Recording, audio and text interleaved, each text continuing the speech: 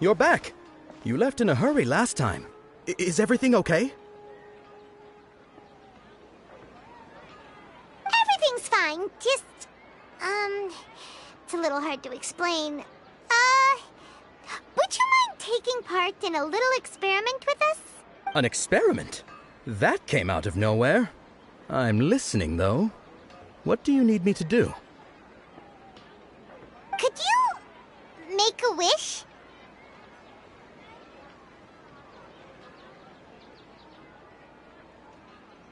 You want me to make a wish? Is that a new Sub-Zero's festival tradition or something? Less questions, more wishing! Okay. My wish. Okay. I'm a little nervous saying this out loud, but I want Miss Dunyarzad to be happy. Oh. I noticed earlier that she looked a bit down, and she wasn't really talking to anyone. She just doesn't seem like herself. She's always so gentle and kind, and all the kids love her. I've also wondered if the reason she asked me to be Fairest Knight of Flowers is because I'm special to her, or something. So, you have a crush on Dunyarzad? Oh, is it that obvious? After what I just said, I guess it is. When she placed the hat of the Knight of Flowers onto my head, she said to me, I want everyone to have a happy Sub-Zero's festival. What she didn't realize was that I'm not that interested in how everyone else feels. In that moment, I just wanted to be her Knight of Flowers for the rest of my life. 50 years, 100 years, I'll serve her till the end of time. Okay, yeah, that was a bit much. Felt like the right moment to get it off my chest, but that was pretty embarrassing. Okay, I'm ready to make my wish. I would like Miss Dunyarzad to appear in front of me right now with a smile on her face. Here goes. Please come true. I'm gonna open my eyes. Oh, you're... What? Fucky? Sorry, but only one portion of Yelda candies per person. Back home you go. Nice try, you two. Anyway, never mind. I don't need to see her appear right in front of me. As long as she's happy. Guess he isn't the host of this stream after all. Should have expected it wouldn't be this easy.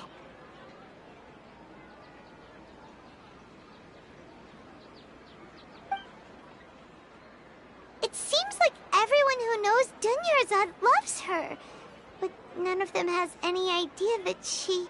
My lady, step back. That sounds like Dia! Oh, right. This is when Dunyarzad bumps into the kidnappers. Huh?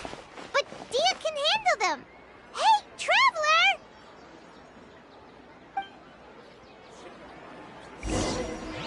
No time to lose.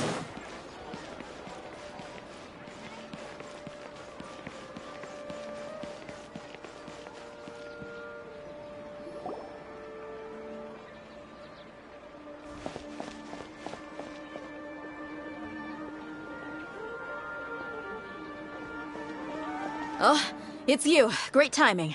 Please take... Hey, this is my job. The homie Yannis pay me, not you. You... fine, alright. Knock yourself out. Why are you so worked up anyway? It's not like I don't trust your fighting skills. Anyway, watch yourself.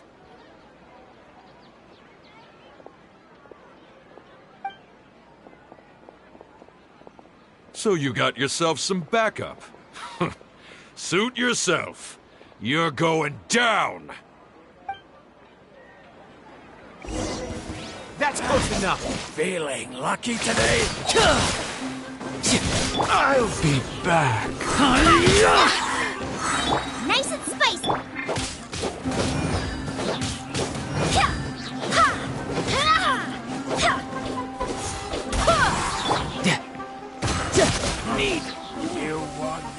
No time to lose.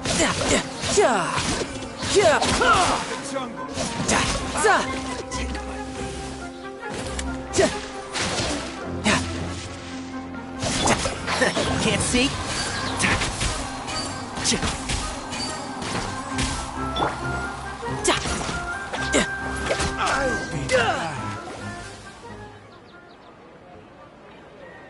Traveler, were you just taking your anger out on those guys?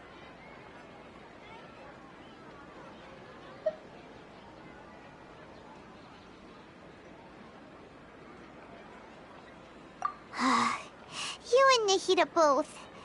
Dunyarzad wouldn't want to see you two like this. Oh, and speaking of her, Paimon just remembered something. Remember how during the first Sub-Zero's festival, before the Samsara started, we came here with Dunyarzad because she wanted to pick something up? She said it was because she had forgotten something. Okay, so Paimon's memory is working so far. Anyway, Paimon also remembers that she is staying somewhere around here. She pointed it out to us the night before the Sub-Zero's festival. Yeah, even if it's only a tiny clue, it'll probably still help us more than this needle in a haystack search. This is the place!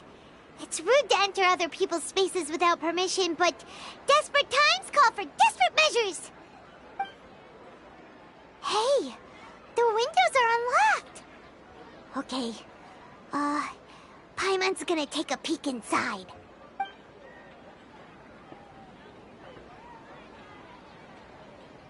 This was only a temporary residence, so there was pretty much nothing inside except this book on the table. Should we open it?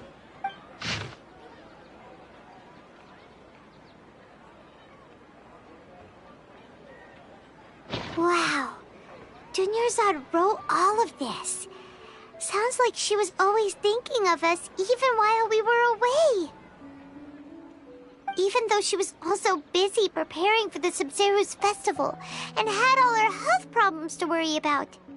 She must have wanted to give this to us as a gift on the day of the Sub-Zero's festival, right? If we hadn't found this book, we never would have known. But now that we know, we can't even thank her. Hey! Where are you off to now?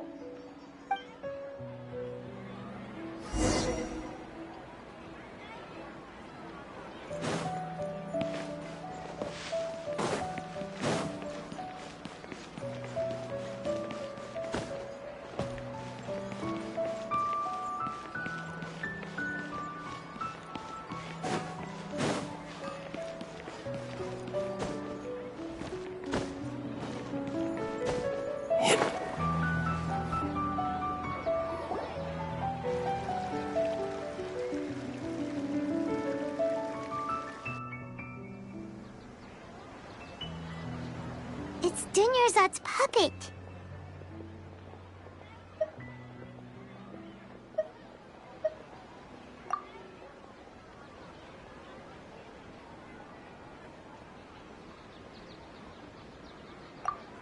Traveler? You must be exhausted. Come to think of it, we've been stuck in this place for a really, really long time. Heck, even the last time we were chatting happily with Dunyarzad feels like an eternity ago.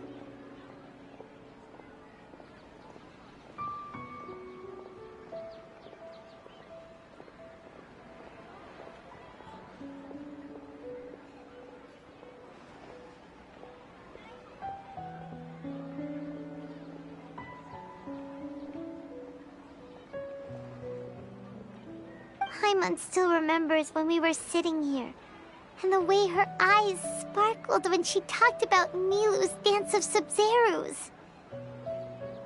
There will always be frustrations in life, but I know that the point of living is not to leave behind any regrets.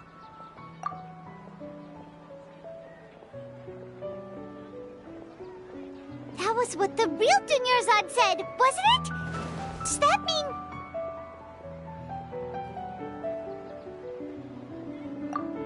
Yes, Traveler. What is it? Oh, so she's still just a puppet. But just now, how come... What? Where are we going this time?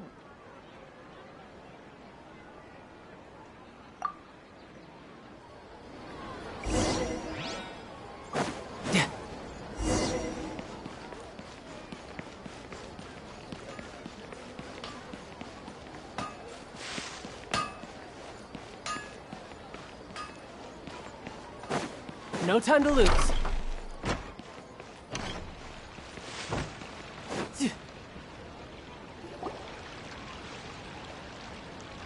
If you continue to resist, we will have to order an investigation into every single event organizer. The Grand Sage has already granted you much leniency. I advise that you exercise tact. How did things turn out like this?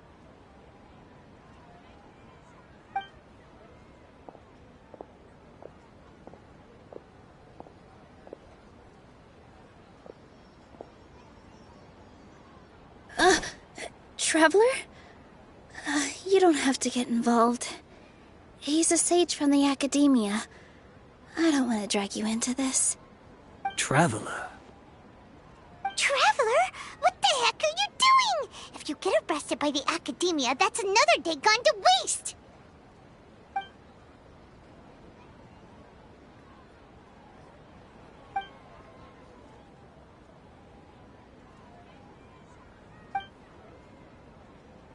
Wait, they're not reacting. Have they been scared stiff? Oh, of course! If this is the sage's plan, they wouldn't put themselves through this. So they're just substitutes. What is this? What happened to the Grand Sage and his entourage?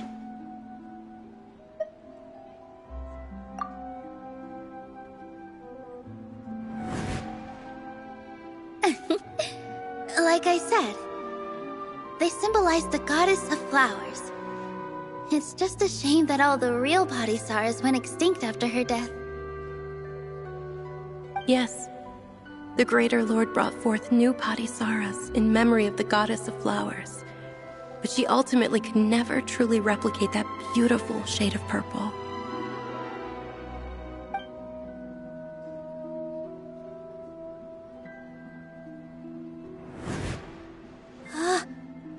Beautiful shade of purple. Aren't these flowers real Padisaras? Just like the ones from the legend? I didn't even notice. Dunyarzad, did you find these? But didn't you just say all the real flowers went extinct after the goddess of flowers passed away? So, how? Yeah. What's going on here? Huh?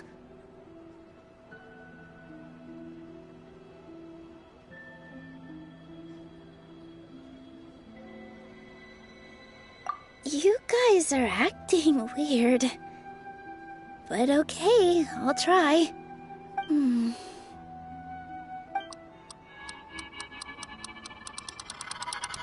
Hey!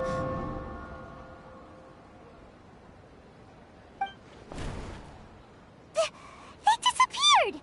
So Nilu's the host! What a surprise! Purple Padisaras don't exist in the real world anymore.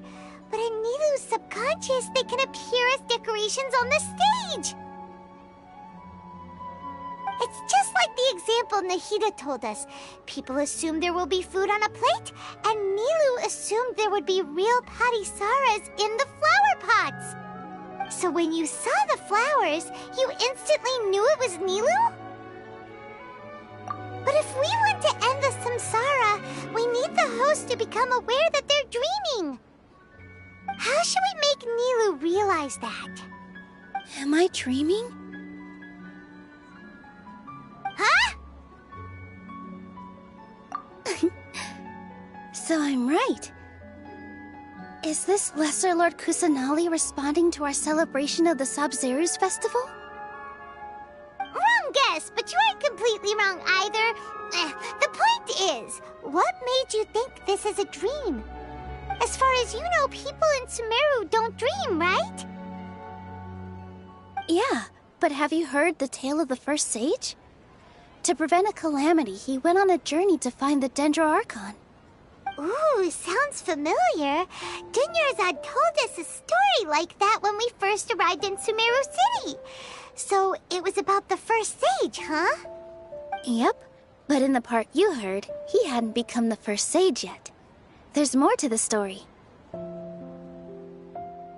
His piety and wisdom were acknowledged by the Dendro Archon, and she finally gave her blessing to him.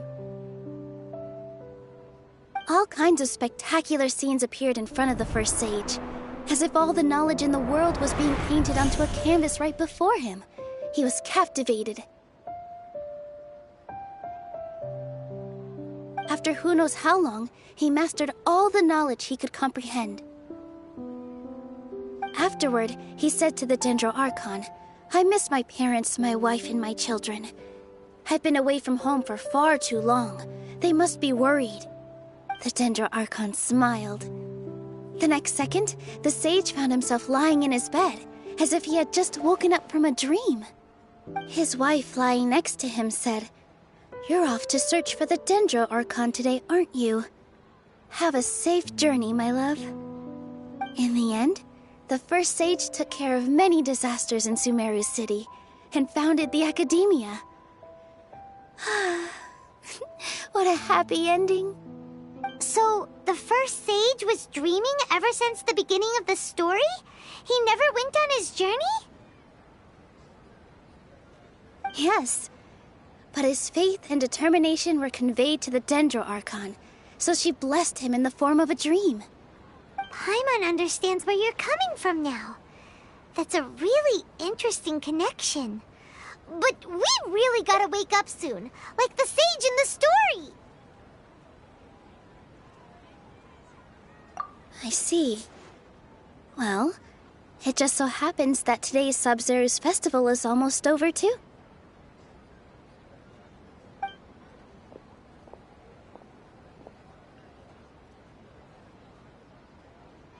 Since we're in a dream, let's make this final dance of Sabzeruz as beautiful as we can.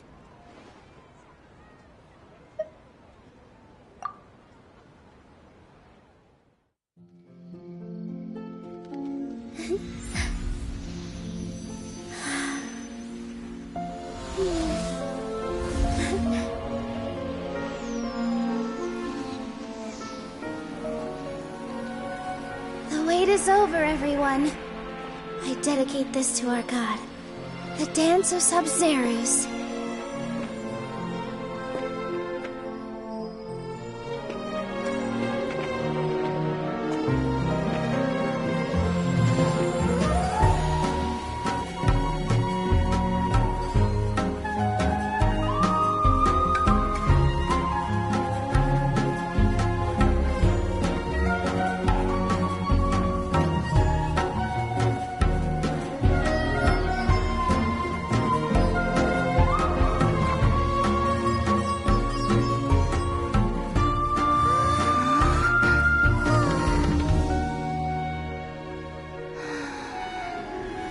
I'd be lying if I said I had no regrets. I would have loved to see Nilou's dance.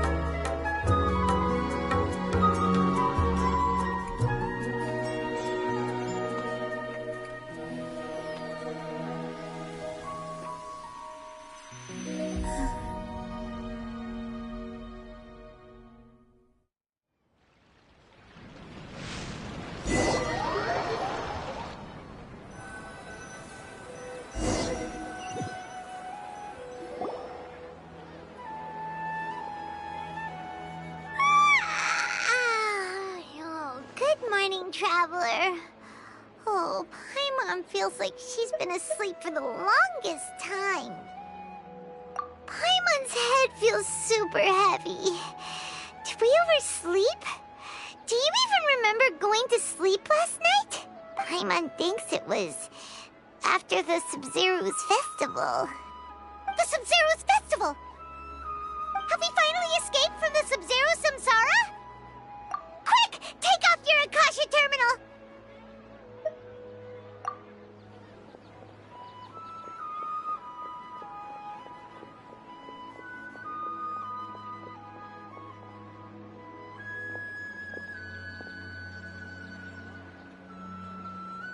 She's not in her room. What happened?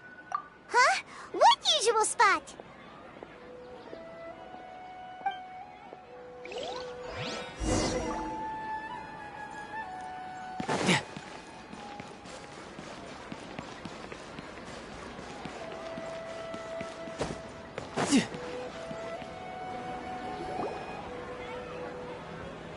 Well done, Traveler and Paimon. And thank you, Dunyarzad, for organizing the Sub-Zero's festival for me. I'm sorry, who are... Dunyarzad! You're okay! Oh, don't scare us like that! Oh, Traveler Paimon. I have something amazing to tell you. I just had a dream, and I saw Nilou performing the dance of Sub-Zeros.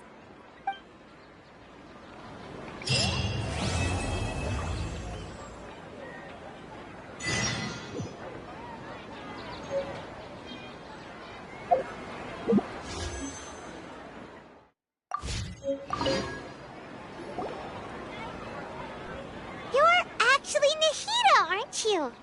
Paimon felt like Catherine was acting weird when we met at the Sub-Zero's festival. And Dunyarzad, did you save her? It's a really long story. We shouldn't disturb her. Her consciousness is still weakened. Let's chat somewhere else. How about by the Traveler's favorite bench?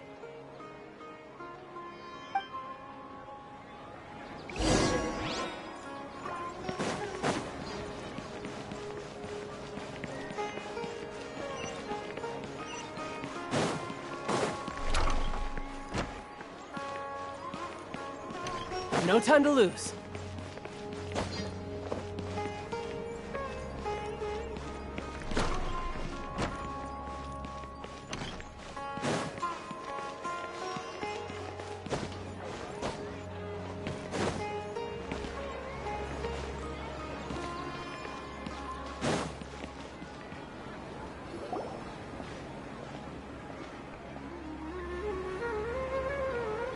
Let's talk about Dunyarzad first. It's such a relief that she's all right. After we parted on the last day of the Sub-Zero's festival, I left the city and saw what the Traveler had described. Among the countless dreams, I found one that was growing fainter and fainter.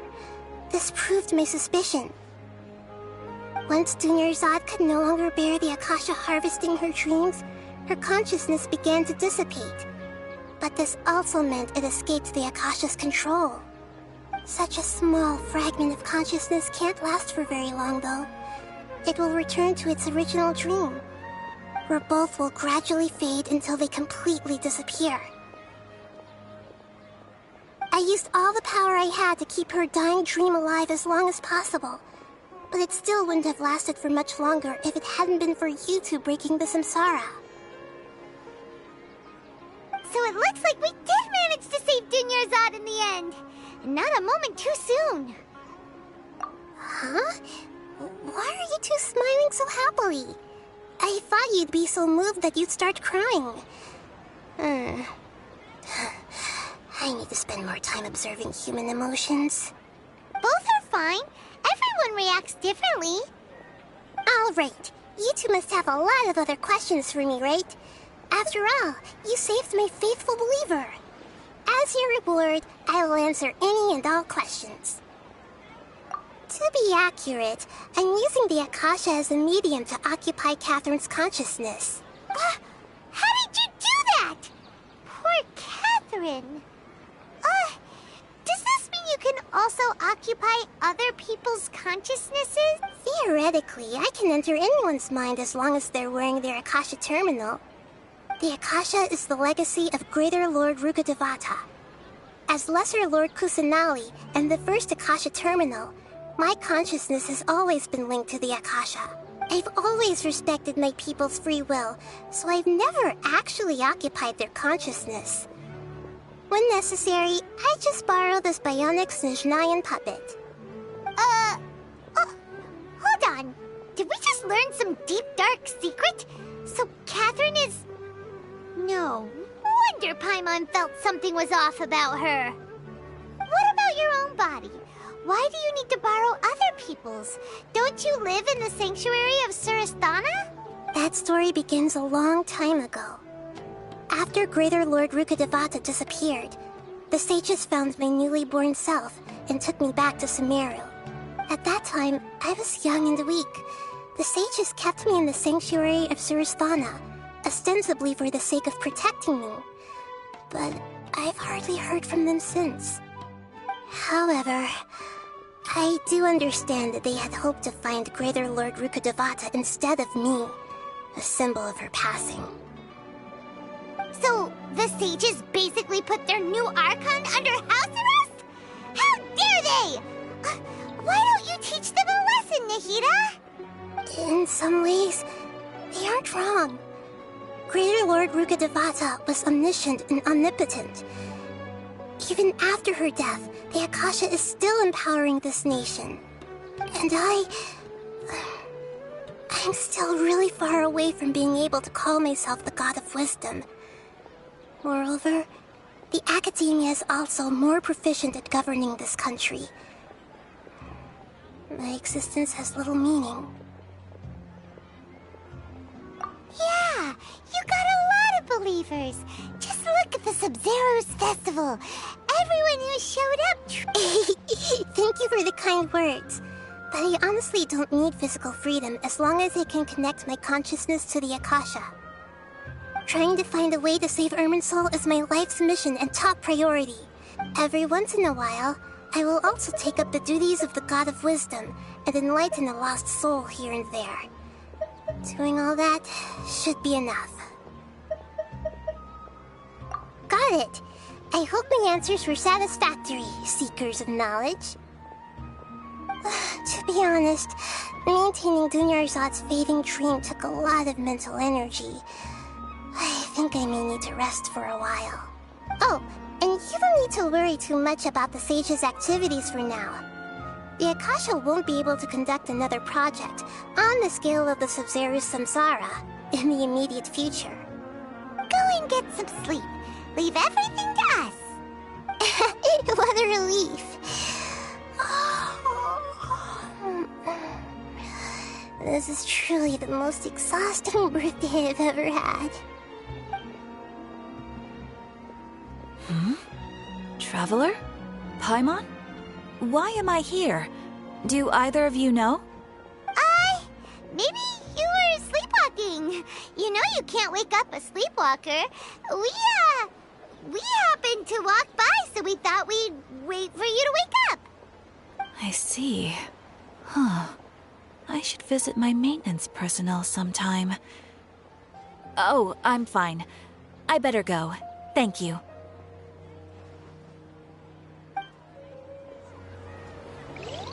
We've spent quite some time in Sumeru City, but ever since we last said goodbye to Lesser Lord Kusan...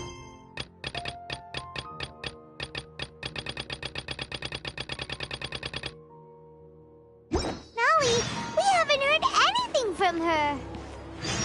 Oh, we can't just keep waiting around like this. Let's go find Catherine and pick up some work so we can at least keep ourselves busy.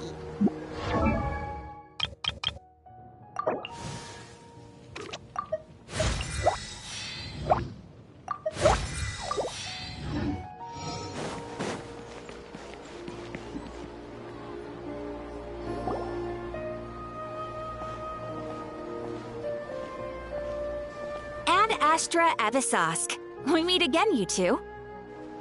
Hi, Catherine. do you have any commissions for us today? Commissions, huh? Let me think. Oh, how about this?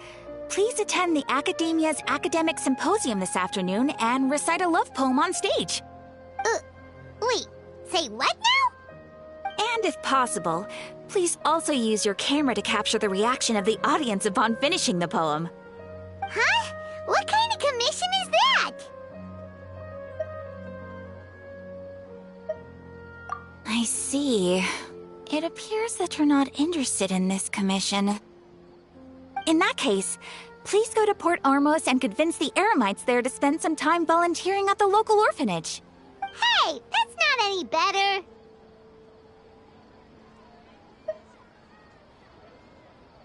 I'm sure the mercenaries will have some interesting reactions as well. Paimon's gotta ask, just who exactly has been submitting these commissions to the Adventurers Guild? Oh, the commissioner? Well, actually, I just wanted to see the two of you in action. Was it so obvious?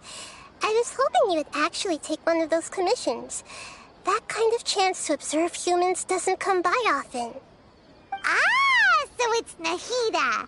Paimon just knew Catherine wouldn't crack those kinds of jokes.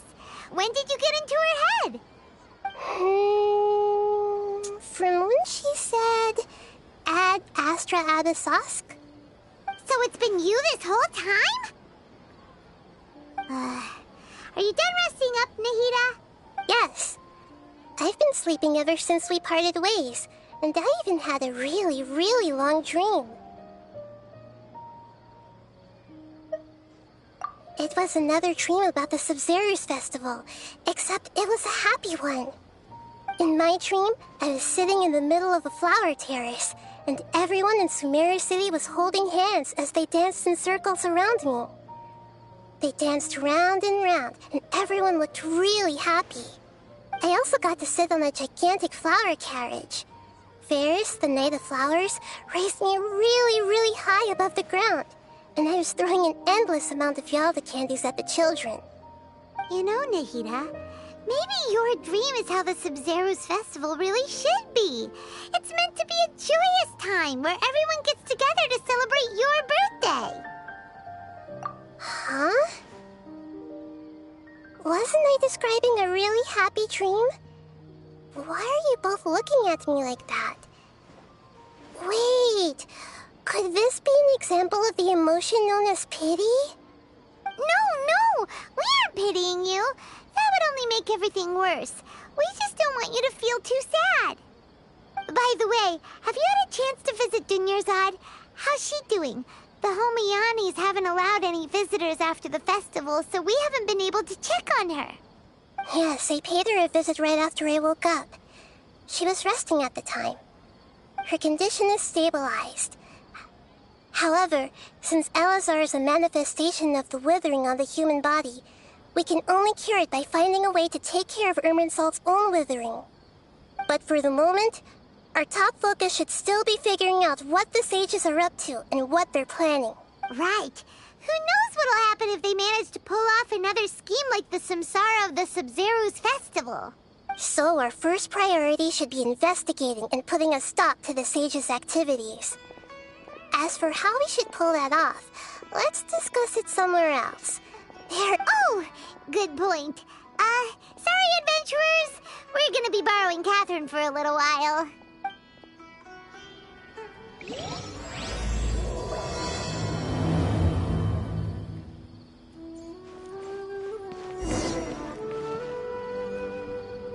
Let's continue our chat here. Okay, so do you have any ideas on how we can investigate the sages, Nahida? Actually, I've already done a little bit of work on that. But for now, I want to hear your thoughts.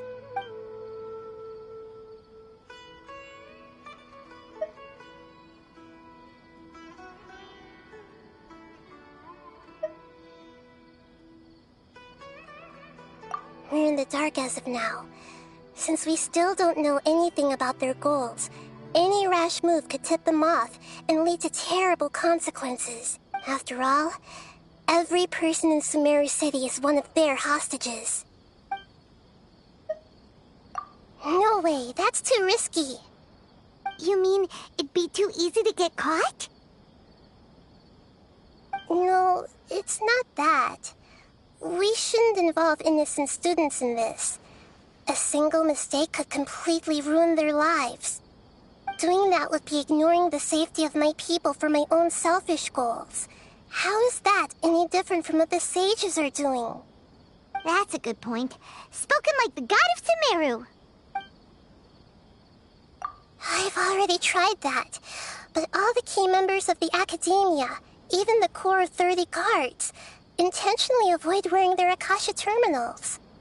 It seems that from the very beginning, they've been guarding against info leaks from the Akasha. Of course, it could also be because they're wary of me. Have you already caught the sage's attention? I'm guessing not yet, but distrusting me would make perfect sense if they've ever paid attention to the urban legends about me. In any case, I probably can't take over their minds directly. Are we really out of ideas? Nahida, you're super smart, so you already have something in mind, right? Don't keep us in suspense. Spill the beans already. According to a popular theory from the Vahumana Darshan of the Academia, rejecting impractical motions at the beginning of a planning session will give more weight to the actual proposal. Okay, but aren't you the god of wisdom? You don't have to use that kind of gimmick to make us take your ideas seriously. Well, I've been thinking that if I can't directly possess the leaders, and if I can't get ordinary people involved, then I should find someone who's already involved, but hasn't decided to side with the sages. You're saying we should recruit a spy? That does sound like it could work. Oh, before coming back, we met someone named Alhaitham. He seems like he acts alone, and he likes doing stuff behind the Academia's back. They probably aren't in cahoots. Actually, I already have someone in mind. Do you still remember that female scholar named Setaria? Setaria. Paimon remembers now.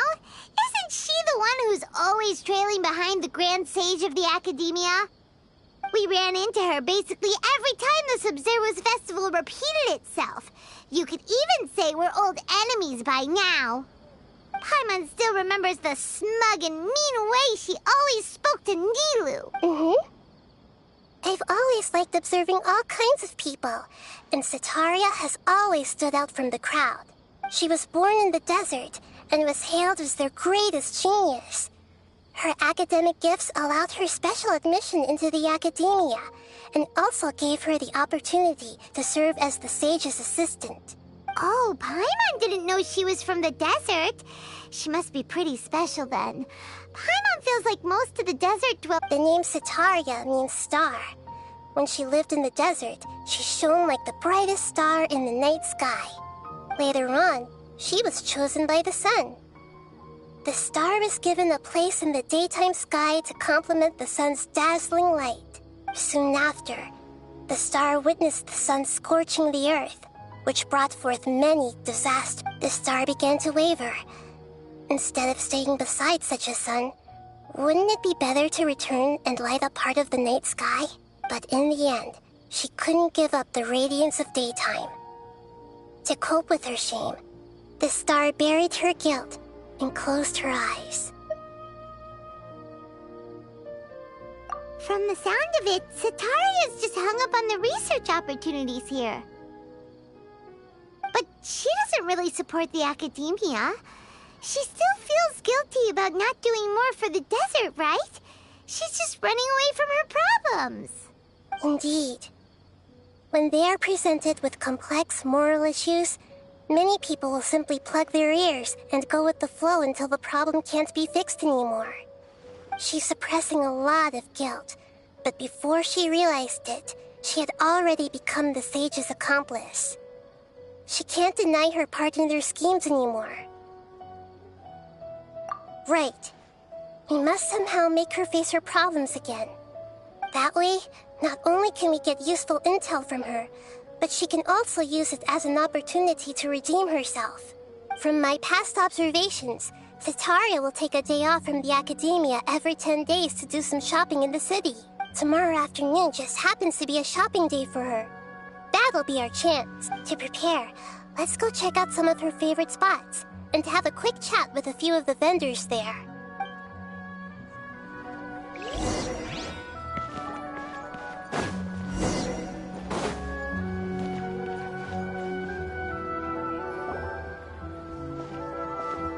This should be Setaria's favorite fortune-telling spot.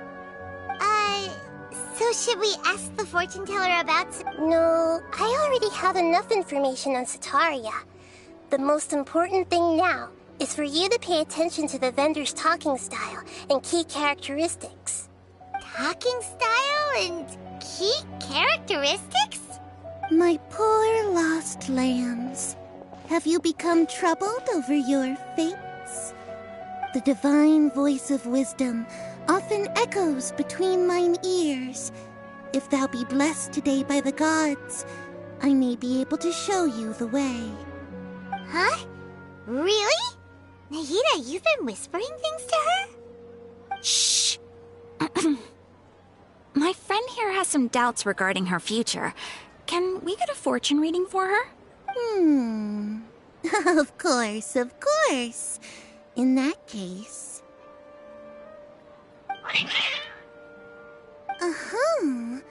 It would seem that Harut and Marut are quite wary of you. Perhaps, at some time in the past, you have somehow offended the gods. Only mocking the god of Animo, questioning the lord of Geo's financial savviness, and brawling with the god of Electro. Do those count? Oh, nothing. Go on, pick an aspect for her to divine.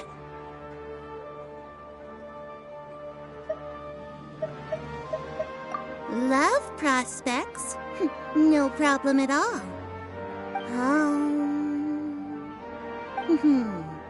The gods have spoken. The truth shall be revealed. One who is fated to cross your path will appear on...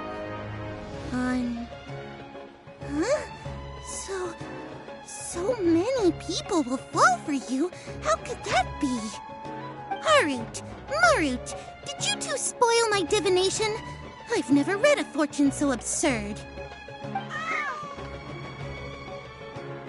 Actually, Paimon thinks this is probably the most accurate fortune-telling you've ever done. I admit that the orientation of today's celestial matrix is, suboptimal. As such, there will be no charge. Is that so? Well, that can't be helped. If you were to bring some food offerings for Harut and Marut on your next visit, perhaps they could help you reverse the wheels of fate.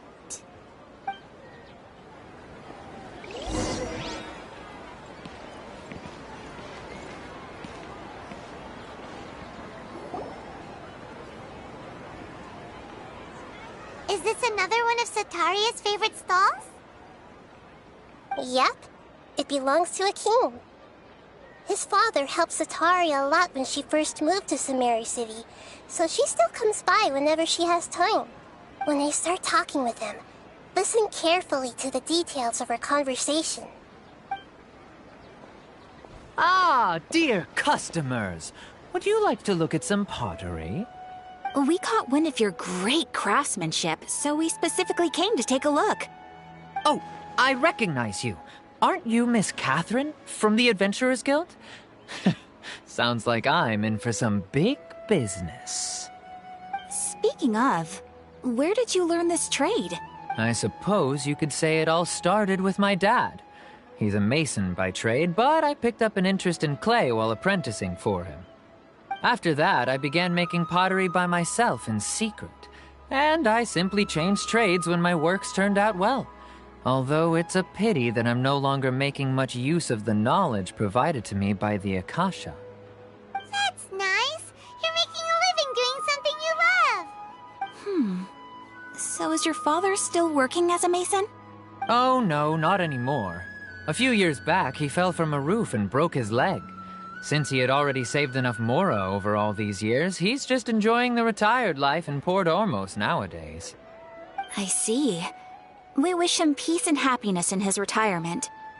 I'll have someone in charge of logistics at the guild come by another day for some goods. We'll leave you to it. Take care now. No problem. Rest easy, all our goods are sure to meet your every need.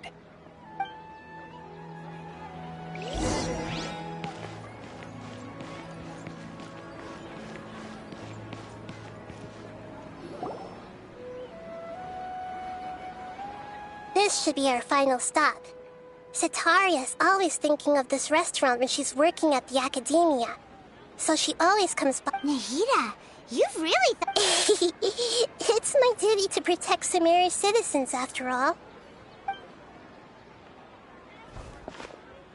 Hi there. I feel like I've seen you down by the docks before. Huh? Sorry, I don't quite remember. If I recall, you were having a discussion with someone about shipbuilding at the time. Ah, that's right! I've always been really interested in feats of marine engineering. After all, I grew up in Liyue Harbor and spent my entire childhood staring at the ships going in and out of the port. I came to Sumeru to study, but failed to make it into the academia due to my lack of talent. But I'm still discussing all kinds of problems with different scholars, and I'm continuing to study and perform research from the restaurant's basement. I'm sure I'll get into the academia after their next round of exams. What an admirable spirit for learning. Amazing! Sure, but you'll find hard work. So this restaurant has a basement as well? Huh. First I've heard of it. That's right. It's not usually open to patrons. Most of the time, employees use it for breaks or to hold private events. I see. Yes, that makes sense. Well, good luck with your studies, Miss Chishan. Thank you so much. As long as I can make it into the academia as an official student, I'll be happy.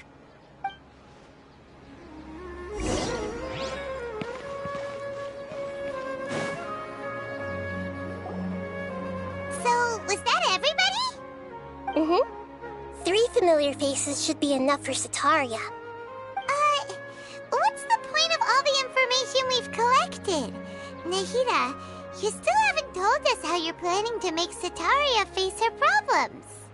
Sitaria is already used to avoiding her problems, so we must find a way to break through her usual sensibilities. I remember you mentioned that the Eremites in Port Ormos are all making a fuss about the upcoming resurrection of King. Although it's all just a boatload of nonsense, the fate of her homeland may turn out to be Sitaria's soft spot. Oh, Paimon gets it now! You want to take advantage of the guilt Sitaria feels about her homeland. Although she knows she should return home to help the people of the desert, all she's done is conspire with the sages. So, how do we set that up? Well, King Deshret is long gone, and Sitaria is also too smart to fall for any simple tricks. If we simply engaged her under the guise of King Deshret's believers, she would definitely be wary of us, and we may not get anywhere. But if we were to borrow some of her close acquaintances to talk with her, her reaction would probably be very different. So, you mean you're going to possess those people we just talked to? Yep. Possess them through the Akasha. Imply they've already converted to the faith of King Deshret, and then convey our made-up will of King Deshret. As long as everything goes smoothly, we'll get through to Sitaria for sure. She'll never guess that we had anything to do with it. Ah, so that's how you're going to use all the info we collected on these people.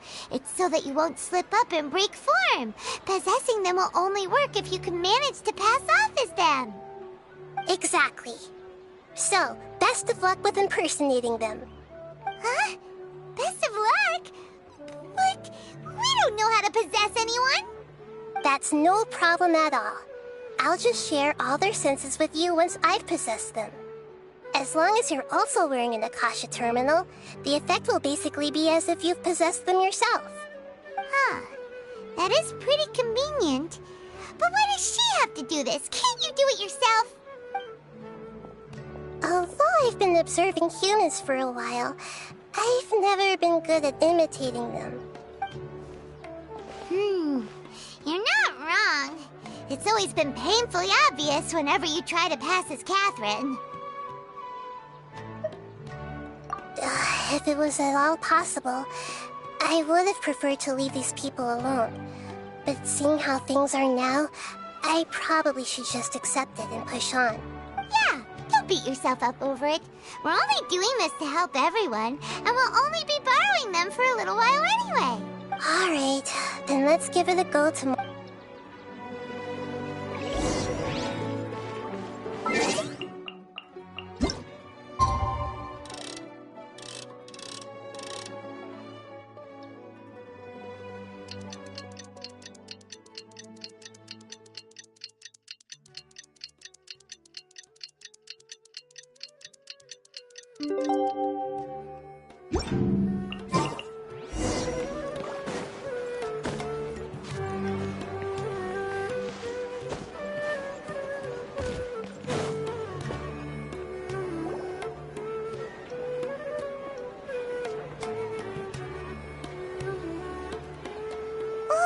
Here she comes! Satari is here!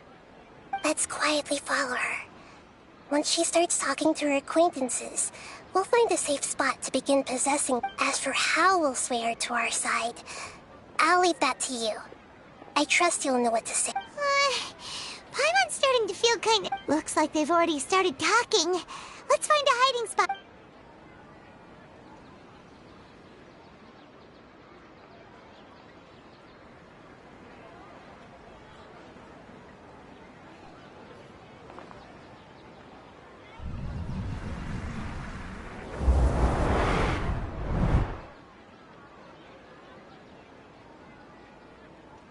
That's right. You really can't force anything when it comes to love.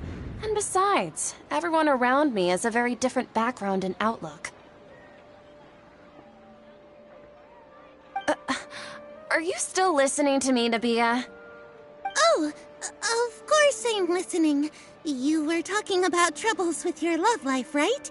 I heard everything you said. Okay then. You just seemed a little distracted for a moment there. Strange. Your cats seem pretty worked up. Is something wrong? I always thought they were quiet, happy kitties. Oh, what are their names again?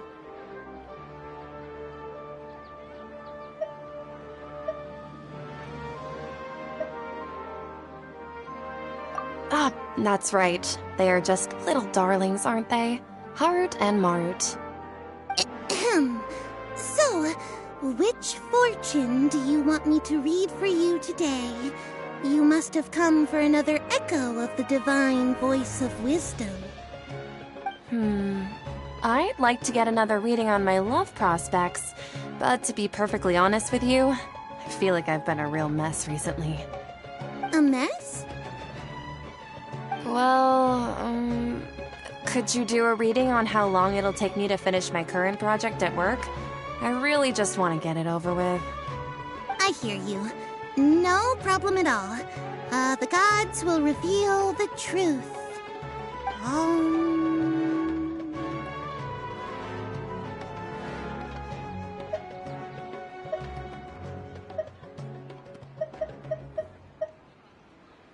The gods are asking, Setaria, why haven't you gone home?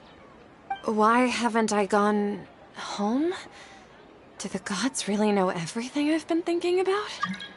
Setaria, why don't you just go home? It's a demand now instead of a question. The gods seem to be truly upset. I'm sorry. I know I failed the gods. Please pass on my most sincere apologies and ask for their divine forgiveness. And if I may ask, Nabia, is there a specific god who's speaking to you right now?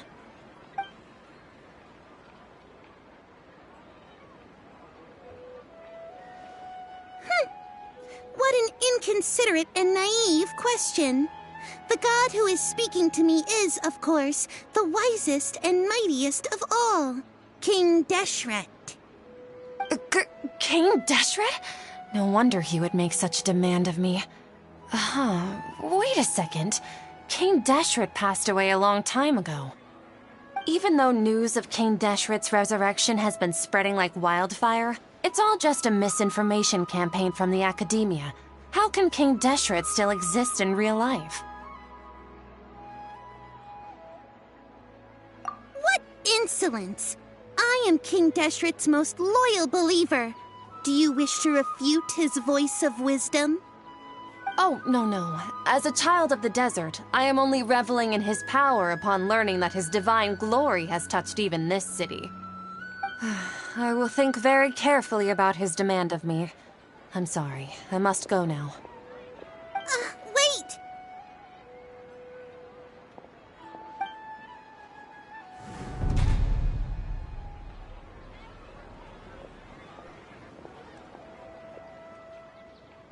Whoa! She just ran off in a hurry. She looked pretty upset, too. Well done. Sitaria didn't seem to suspect anything amiss. To have something she's been trying desperately to avoid show up out of nowhere and berate her, that must have shaken her to the core. Aw, Nahida, it seems like you understand human emotions really well after all. All I know are some abstract Harabatot theories. In any case, my time with you has shown a lot of them to be utterly useless. I'm still trying to make sense of everything. Anyway, enough of that. Let's hurry and catch up to Sitaria. She's out of games now, right on cue.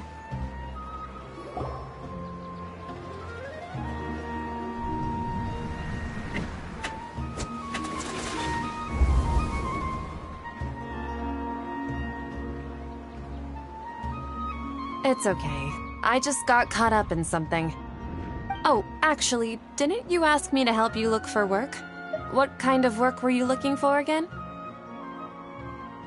Oh, right. Your old man's craft. How could I forget?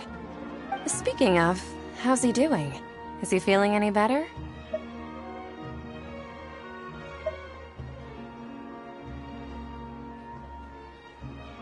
Oh, that's good to hear. I've been thinking a lot about him. If I could get some more time off, I'd love to pay him a visit. Actually, while we're talking about him, is he still living in Port Ormos? Yeah, he's been retired there for a while. If you could find the time, please write him a letter. Let him know that recently, faith in King Deshret has taken root in Port Ormos and has begun to spread across Sumeru. He has a quick temper and has always been a devout follower of the Dendro Archon. I don't want him to get into a fight with those King Deshret believers because of a difference in beliefs. Oh? So, who are you siding with in all of this? The Academia or King Deshret? I'm so jealous of you. You were born a child of the desert, yet you chose to betray King Deshret, and now you spend all your time with those crooks from the Academia. Akeem, you don't mean... you've also become a believer of King Deshret? What's so strange about becoming a believer of the wise King Deshret? In fact, aren't you the strange one? The one who still can't pick a side? Can't pick a side? Me? Whoa! Paimon had no idea you'd be so good at this!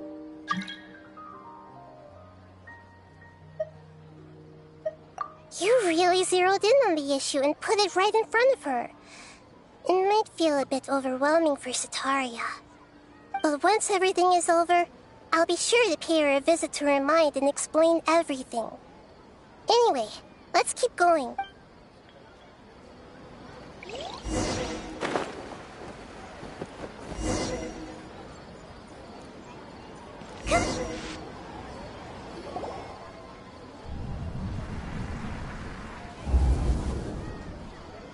So, Shishan, have you noticed anything weird in the city lately? Like, As if someone was trying to preach to you about something.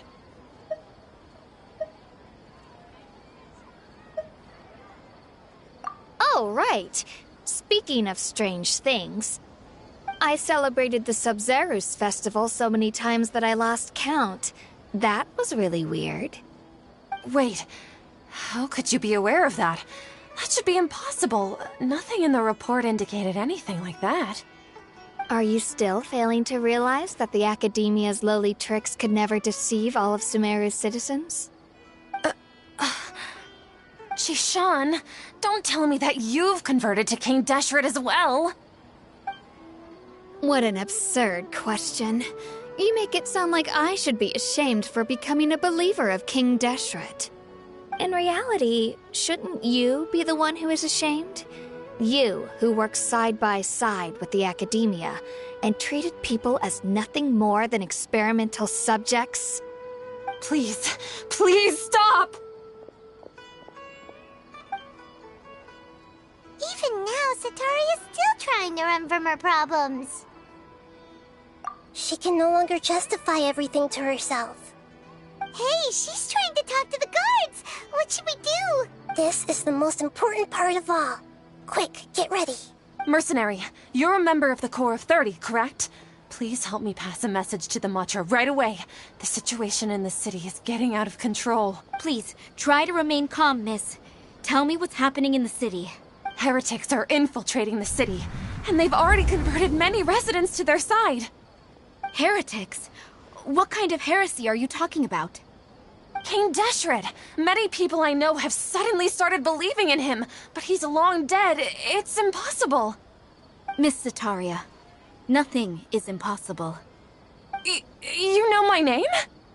King Deshret is immortal, and all who defy him will one day pay the price. You must face the truth, Sataria. You tread a treacherous path, and the longer you ignore it, the tighter the Academia's grasp on you will become, and the deeper you will be ensnared. Child of King Deshret, never forget that the desert that belongs to you lies elsewhere. What's so strange about becoming a believer of the wise King Deshret? In fact, aren't you the strange one? The one who still can't pick a side?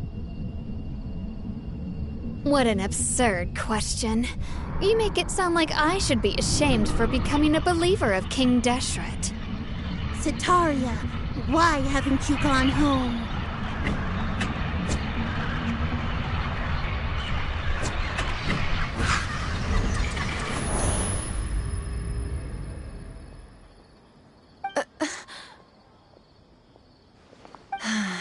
It seems that no matter where I run, I only keep finding more believers of King Deshret. I've also been running from my guilt this whole time. Guilt over my part in the Sage's plans. But no matter how much I may try to ignore or get rid of it, my guilt always comes back. You won't necessarily lose your research opportunities by facing the truth. Besides... How do you know me so well? Are you truly just a believer of King Deshret? Or are you the god himself?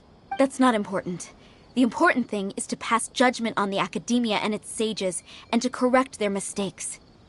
If you could provide some assistance in this matter, perhaps it could serve as a form of atonement. I've actually never believed in the gods, but I've always believed in serendipity. Your appearance must be a fated opportunity for me to get out of this wretched situation. Please tell me, what can I do for you? How much do you know about the Sage's current activities? I was just one of the designers for the massed dream harvest scheme, which is what happened around the Sub-Zerus festival. But I know very little about the full scope of the overall project. I'd assume that only staff with the highest clearance would have access to those confidential documents. I've just been working to meet the Grand Sage's specified requirements. However, there's something that's been really bothering me. I heard that a scholar who was previously expelled has returned to the city, and even the sages are still quite wary of him. To fight against the Academia, we will need to figure out the nature and the purpose of their work. Is there a way for us to get access to the confidential documents you mentioned? It should be possible if we're willing to take some risks. After all, I'm an assistant to the Grand Sage, and I've been working on many tasks outside of the project. One thing, though, I won't be able to transfer the documents to you through the Akasha once I get my hands on them. The sages have always closely monitored all activities within the Akasha. Let me see... let's use the most primitive method. Send someone to pick up the documents tomorrow evening at the Academia entrance. The Academia entrance? Wouldn't that be too conspicuous? Don't worry about that. I assure you, this won't be a trap. I'm only suggesting this location because it'll draw more scrutiny for me to leave the Academia again. It'll be safest for me to distract the guards long enough to hand you the documents. All right, I trust you. So, if I were to successfully complete this task... That'll depend on the judgment of the Dendro Archon. The Dendro Archon... That's right. Her people are the ones we have endangered. As the god of wisdom, maybe it's time for me to find a god to believe in. Just as Nahida predicted, we've managed to bring The Traveler's execution was ingenious. She's the one who deserves all the praise. Well, now that we've made plans to meet again tomorrow evening, all we can do is pray for Sataria's mission to go up. Pray? But if we're going to pray to the gods, aren't we just praying to you? God of wisdom and guardian of the scholars? No. The truth is the true guardian of scholars. I've always believed that. Anyway, let's meet again tomorrow.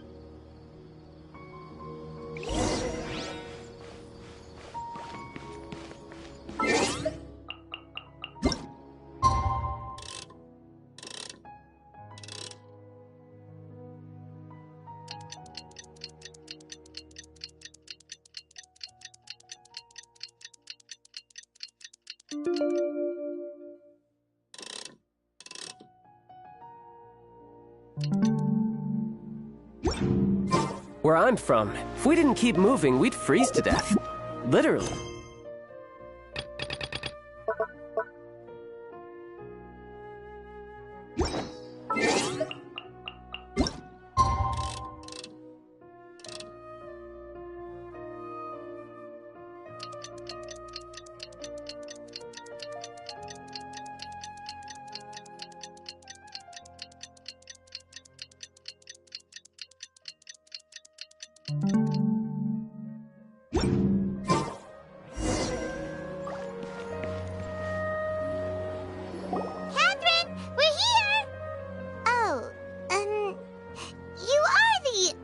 Catherine, right?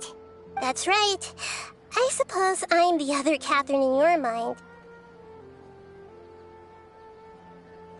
Shh! We're on a secret mission tonight, so we need to protect Catherine's identity. Yep, Paimon's right. We cannot fully rule out the chance that the meetup tonight is just a trap. If something were to happen, my existence may be the only trump card we'll be able to play. After all, the Academia should still be unable to confirm the existence of my consciousness in the outside world. Yep, exactly. Just what Paimon was thinking. Anyway, enough about that. Let's just make sure to be on our guard. Off? What do you feel is off? It's the middle of the night. Of course it's quiet. You're not getting paranoid, are you? No, I think she's right. It really is a lot quieter than usual. If you look around, there seems to be fewer people on the streets. I'm not sure if this is the case for the entire city, though. Huh. Maybe it's just a coincidence. Maybe Sataria figured out a way to not only distract the guards, but also to get everyone to go to sleep early, just so we can exchange the documents in peace. I also can't quite figure out why things feel a little off. But now that we're here, let's go. Well, regardless, as long as you're here with us, Paimon feels a little safer.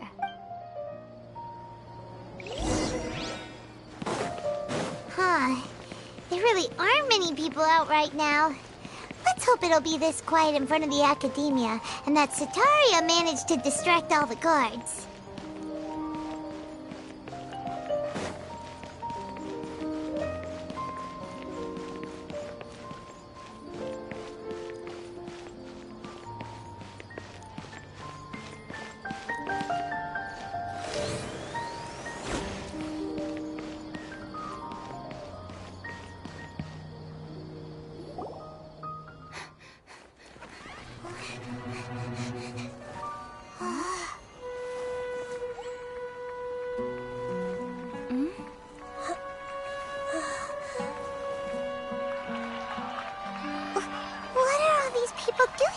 This hour of the night.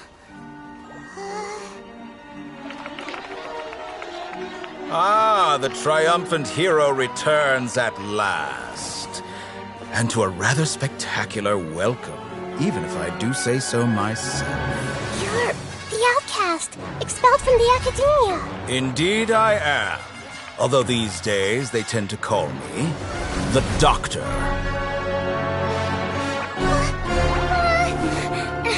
If you're looking for your researcher friend, she has already been taken into confinement. With some basic caution, she could have discovered the listening device on her person. Clearly, she lacks the degree of rigor expected of a true scholar.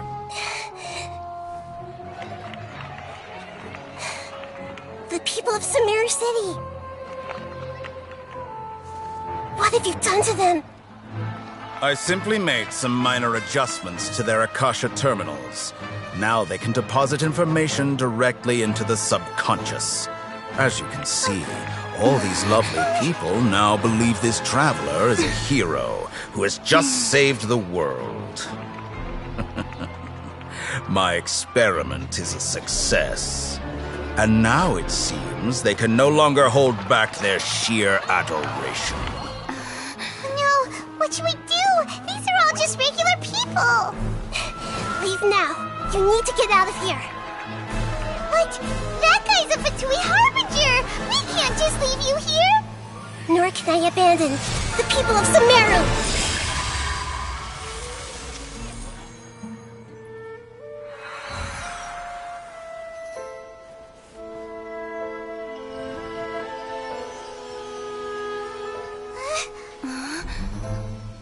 Don't worry. We'll meet again outside of the city.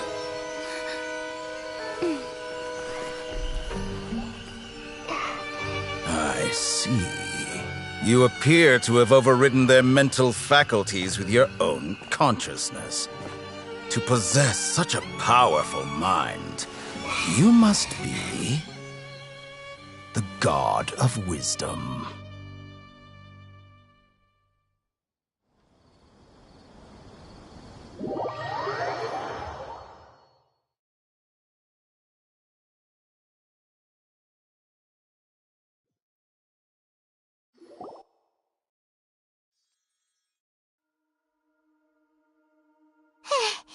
This should be far enough. Whew. Paimon needs to catch her breath first. Is Nahida going to be okay? We only made it out because of her. Paimon wasn't counting on running into a new Harbinger here, let alone such a high-ranking one. That guy was number 2. So scary. He called himself the Doctor. Remember, Tainari told us about him.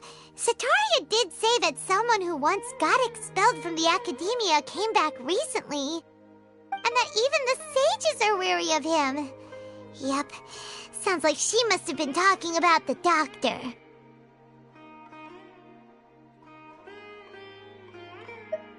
Yeah, now that the Doctor's in the picture, we're no longer just dealing with the academia. They're in cahoots with the Phatui. But what are the Phatui after this time? Another Gnosis? Yeah, things would be a lot easier with Nahida's help. Nahida said we'll meet again outside of the city. But we can't just keep waiting around, right? You mean... Oh, right! Wasn't he invited by the sages to work on some project when we were staying with him in the Vidia forest? That has to be the same project. Even though he turned it down at the time, he might still know something. There's no time to lose. Let's go to Gandharvaville.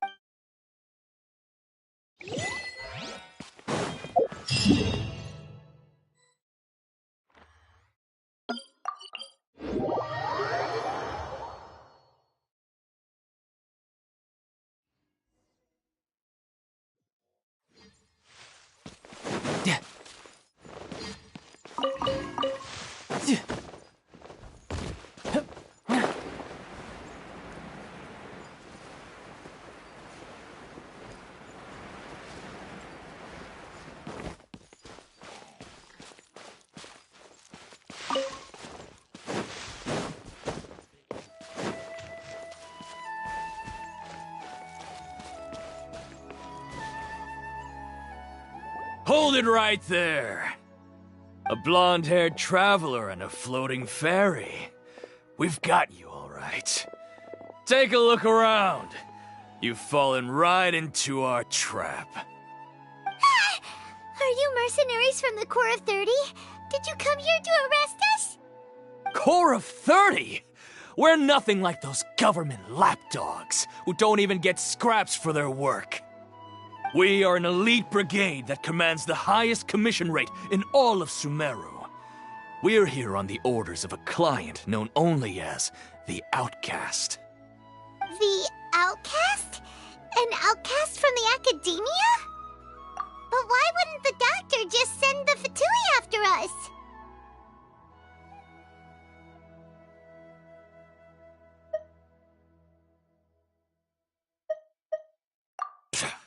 Still wasting time on idle chit-chat.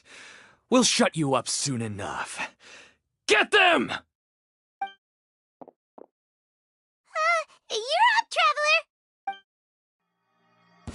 traveler! Following orders. A new punching bag. Take that! Go as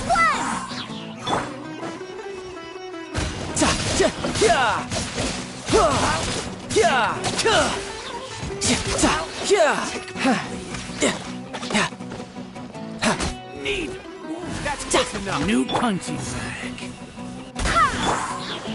You can run, but you can't hop.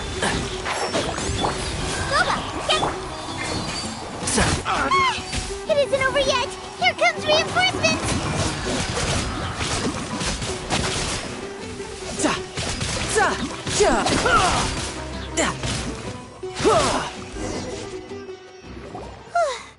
That was pretty rough. Is that what elite mercenaries are like? Yeah, looks like we'll have to keep our guards up. But this doctor guy seems like a pretty tough opponent. He knew exactly where to set up an ambush. Did he predict that we would try to find Tighnari? Going up against smart people is tough. Anyway, let's keep going.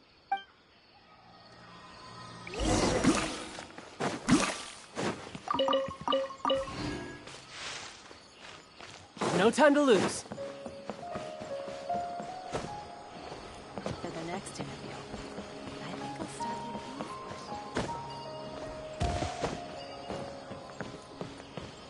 with No time to lose. Oh, it's the Traveler and Paimon. What are you two doing back here? Kale! It's nice to see you again. Are you doing all right? To be honest, I'm not doing too well. My Elazar has been progressing at a faster rate lately. I'm finding it harder to complete more intricate tasks. As a result, Master Tighnari is taking me off the patrol schedule. He will only allow me to stay here and coordinate other people's tasks. Oh, Kale. Speaking of Tighnari, did he go off on patrol? We're here to talk to him. Oh, Master Tighnari? He just left the Avidia forest a little while ago. He was headed to Party's DI. Huh? He left? But isn't Tighnari always saying that he never wants to leave the Avidia forest? He even turned down the sage's invitation. I thought it was weird too. Master Tighnari always prioritizes his work as a forest watcher above everything. He almost never leaves his post. He left in a hurry. No, I only found out that he left through a message he left behind. He also made sure to delegate all his tasks using a schedule. To leave in such a hurry? I'd guess he had something urgent to take care of. Master Tighnari originally studied in the Amorta Darshan of the Academia, and Pardis Thiai is something like the Amorta's research base. Many rare shrubs and grasses have been planted there for research. I know that before he became a forest watcher, Master Tighnari once spent a long time conducting research at Pardis Thiai. A research base, huh? Gotta wonder what kind of research Tighnari just decided to work on all of a sudden. Oh, we don't have a lot of time, so let's go look for him at Pardis Thiai.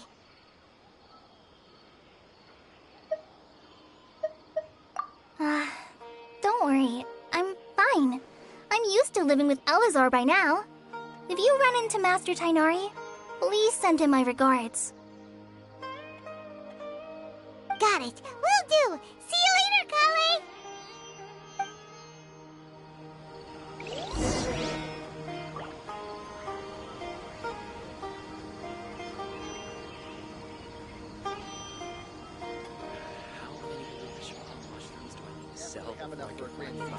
Yesterday, a total of 5 dusk birds.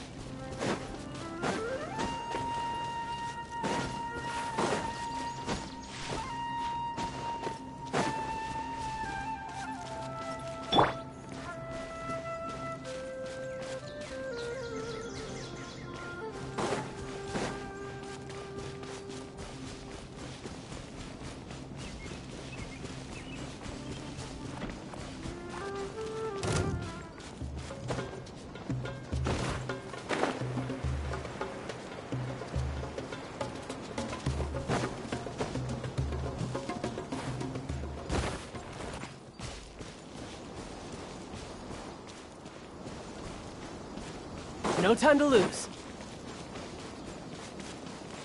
Yeah.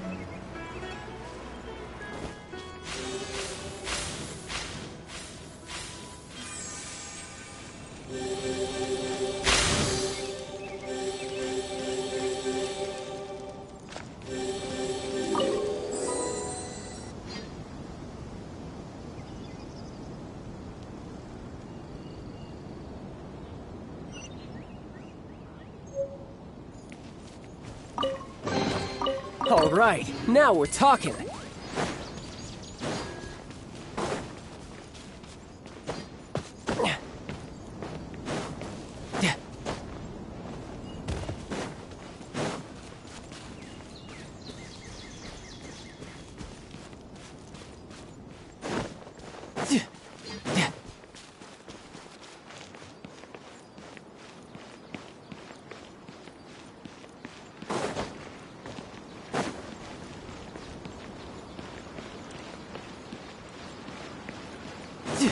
I could get used to this. Wait!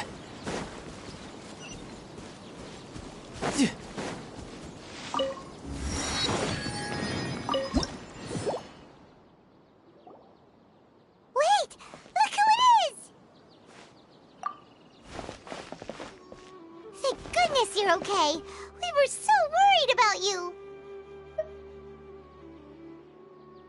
Hey! This was supposed to be a touching reunion, but you're ruining the moment! Actually, it's very smart of the Traveler to be wary of me right now. After all, the Doctor has shown that his technology can apparently even control human minds. Plus, it's not like you could have known what happened after we split up and I was facing the Doctor by myself.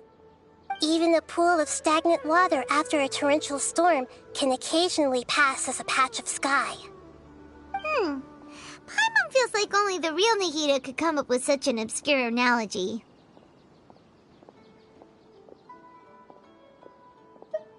Huh? But I wasn't trying to win your trust or anything. All I wanted was to clarify my point. Well, we understand that point now. Please, Nahida, tell us more about what happened. Are those poor people all right? When you left, I was still in the middle of restoring everyone's minds. Thankfully, when the Doctor mentioned depositing information into the subconscious, he didn't mean engraving information into their minds. Instead, he did something closer to creating hallucinations. That was still within my power to fix. Luckily, I managed to finish my restorations and mind jump away from him just as he was about to capture me. Whew. What a relief. The Doctor sure pulled out some hidden cards, but good thing we had Nahida with us. I wouldn't be relieved just yet. I gave away my true identity when I restored everyone's minds, which means we've lost another one of our trump cards. Also, the Doctor is already an expert at modifying Akasha terminals. Maybe it's only a matter of time until he captures my consciousness inside the Akasha. Would that mean you'd no longer be able to jump between minds? Then how do we stop him? He's still at the Academia, so it's possible he already started messing with the Akasha. Ugh, it feels like he's toying with us. What a nasty piece of work. Plus, the Doctor's combat ability alone is apparently enough to make him worthy of being number 2 of the Fatui. We shouldn't give up hope just yet. Let's try to find another way to attack this problem. Actually, Nahida, how did you know we were trying to get to Party's Di? Have you been— Yes, I have. I can see the Traveler's elemental energy, so I deduced your destination by looking at the direction you were moving in. You didn't come here for sightseeing, right? Did you find any leads? We're looking for a scholar we know. His name is Tainari, and the sages once tried to reach out to him. Why don't you come inside with us and see what we can find? Okay, let's just hope we won't get him into trouble.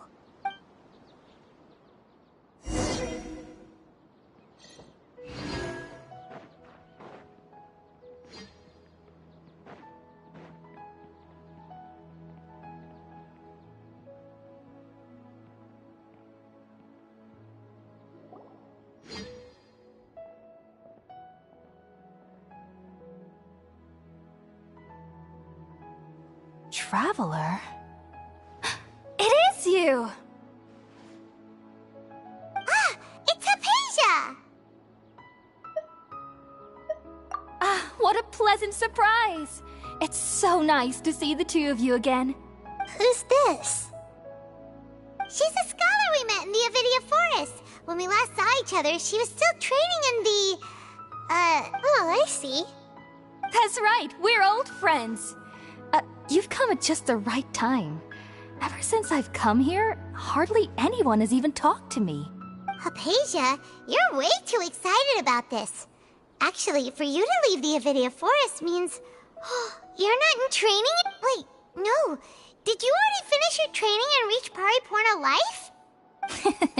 What do you think? My consciousness has already managed to make contact with the divine. You did it? Congratulations! It's so exhilarating to share this sublime joy with others at long last!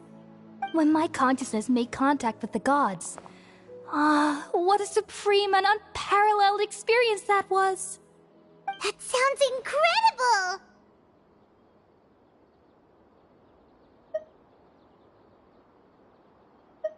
Oh, all right. Actually, please wait. I haven't forgotten my promise. Remember? I promised to help you understand what you saw from Irminsul once I gained deeper insights. My current self has not only gained true insight, but I can even help you establish a direct connection to the consciousness of the divine.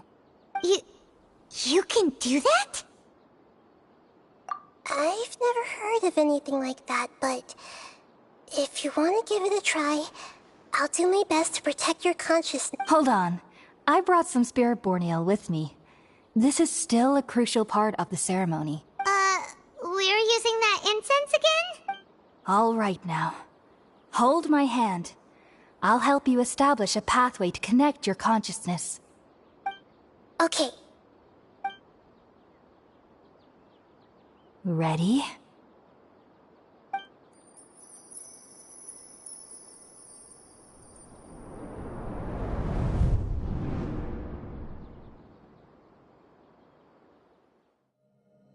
It took 3 betrayals for me to finally understand. The world is just an elaborate tapestry of lies. My fury will never be quelled. The first to betray me was a god. My creator. My mother. Valuing strength above all, she saw no worth in me and I was discarded. The second was a human. My family. My friend. Consumed by fear, he saw me as an abomination. The third was one exactly like me. A hope for the future. A fledgling barely out of the nest. Powerless before his mortality, he broke his promise to me. Humans, they can't be trusted. And the gods fill me with pure loathing. So I said good riddance. I denounced the world and laughed in its face. My chest will never again be defiled by worldly filth. I will scrub away every last trace of human emotion. Then it will be empty, a blank slate, and ready to receive a supreme gnosis, brimming with pure divinity.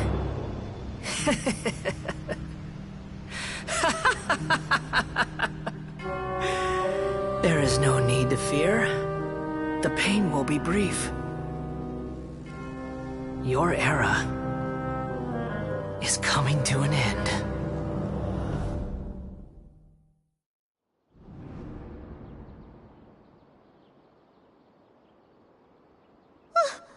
What was that?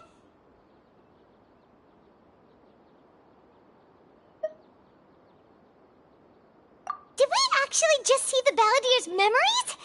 Everything matches what we know about him. But how is he connected to the divine consciousness that Hypatia was talking about? You saw it, right? You felt it, right? Such a majestic god! Such a noble will! Alas, shame. If only that which beats within my chest wasn't a filthy mortal heart. Oh, great and merciful God! Please grant me forgiveness and salvation! Do you understand now? I'm afraid this is no periporno life, but rather... Ah! You! Why are you so mean to me? Why is everyone hiding from me? I found divine wisdom. Shouldn't I receive praise and honor? Haven't I uncovered that light in the darkness? Hypatia? That's how I always thought everything should be. Wait, have I already lost my mind?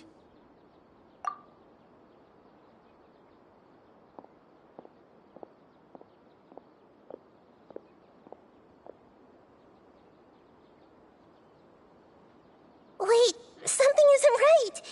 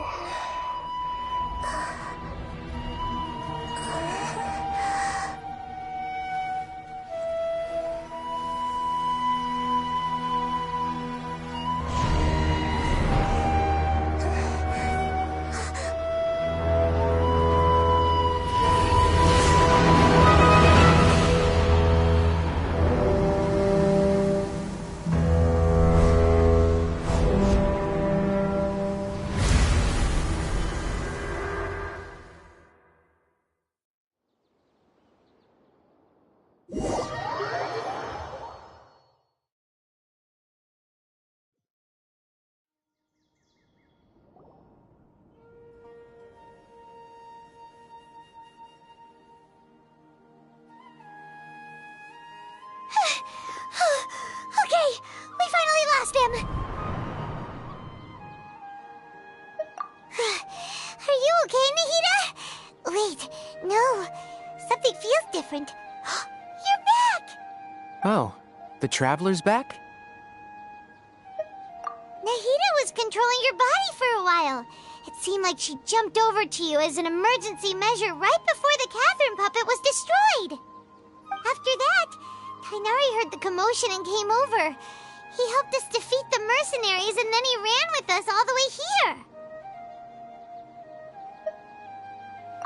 What? You swapped places? You mean your consciousness also went into Nahida's body? Wait, then where is Nahida's consciousness? Where is she now?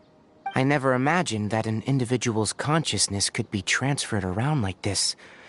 Had I not seen it with my own eyes, I would have never believed it. I don't think this can be achieved with current human technology. Also, while we were running, the consciousness in your body told me to pass on a message. She said, "The doctor has found a way to trap my consciousness, so I can't journey with you anymore. But even in a moonless night, a shower of starlight can still drown out illusions and lies." Oh no! Nahida's trapped in the sanctuary of Surathana for good this time. Was that message all she left for us? It's pretty vague.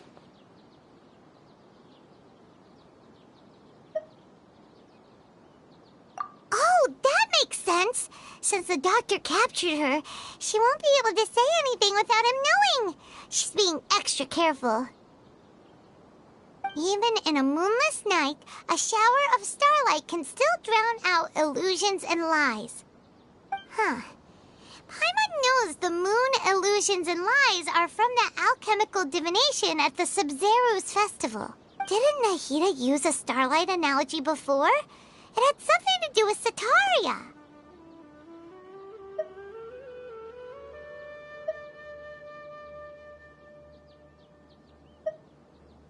Oh, that makes a lot of sense. Huh. Do you think Nahida was telling us to go find help in the desert? But she isn't with us anymore. Paimon, you said Sanctuary of Surasthana, correct? Does this mean that this Nahida you're talking about, the consciousness who was occupying the traveler's body, is the Dendro Archon?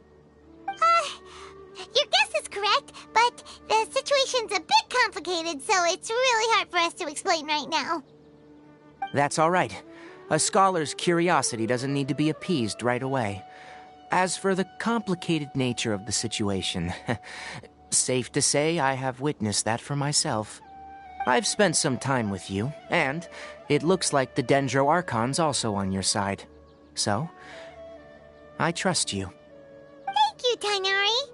Oh, actually, we came here to ask you a question. What do you know about the project that the sages have been working on? That. While I was indeed invited to join that project, the sages were always secretive about its scope and goals, so I eventually declined. All I know is that the project has something to do with the restoration of Irminsul. Huh? Did you see something when you were in Nahida's body?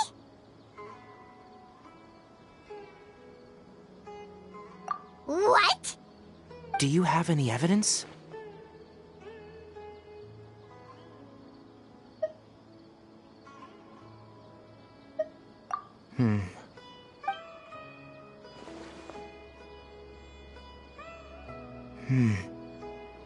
So that's what happened. That explains why Hypatia's symptoms were different from those of the other scholars who went mad.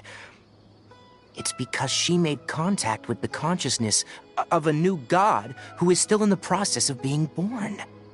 Tighnari, did you leave the Avidia Forest because of Hypatia? I did. I noticed Hypatia's mental anomalies, but since her symptoms were rather atypical, I secretly took her to Pardis Di and began searching for a way to return her to her normal self. If I didn't take action, Hypatia would have already been taken by the Matra to the desert, doomed to a life of exile at Aru village. Now that you mention it, I knew the Academia has never thought particularly highly of Lesser Lord Kusanali, but I still didn't expect them to do something as arrogant as creating a new god. Looks like I made the right decision by not accepting their invitation. The Doctor and the Balladeer. We have 2 Fatui Harbingers in Sumeru. Sounds like we're in for a bad time. From your description, I don't think they've completed their project. There may still be room for us to intervene. But then, what is the connection between creating a new god and restoring Irminsul? Yeah, it feels like we're still nowhere close to figuring out the sage's goals. Right. We've pretty much gone over everything we need to know, so we should head out. How about you, Tighnari? What are you going to do? I'll stay here for now. I still want to try a few more things to help Hypatia. If you're planning to go into the desert, start by heading for Caravan Ribat. That'll be your fastest route. Come find me here if there's anything else I can do to help. May the spirit of wisdom go with you. Thanks, Tighnari. Hopefully Hypatia will feel better soon.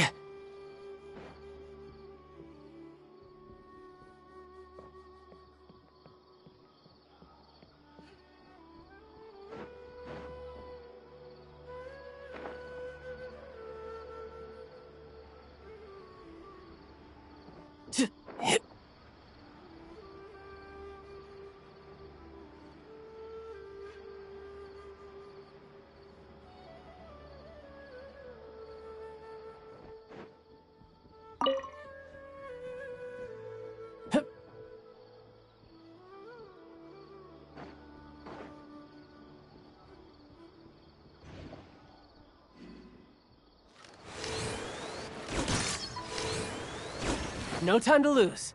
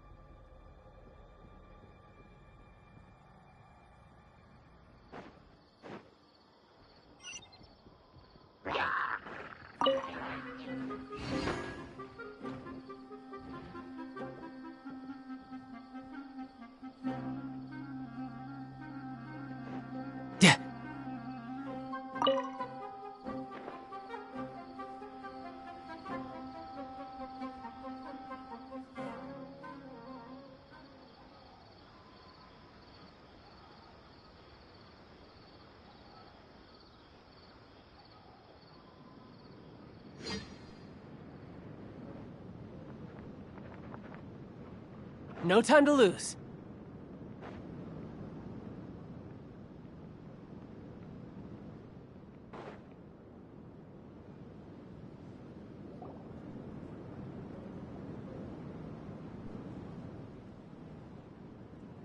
We finally made it to Caravan Reebok. It's pretty lively here. So, just past this wall is the desert, huh? Oh, wow. Paimon remembers hearing people call this the Wall of Samiel. It's made to block sandstorms from the outside. Oh, if it's this tall, it's gotta be the divine work of Greater Lord Rukkhadevata, right? Enough gawking. Come on, follow me. Huh? Over here. Oh, Hatham went that way! Let's hurry up and follow him. Wonder what he's up to.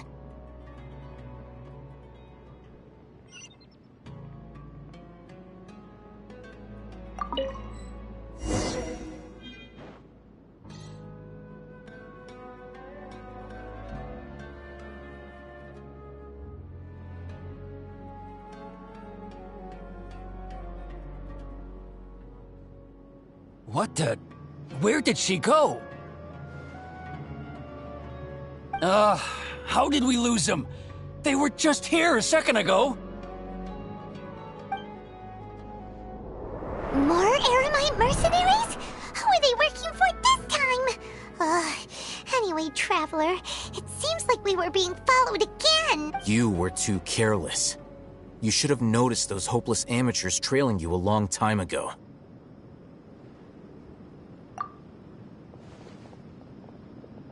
There's no need to thank me.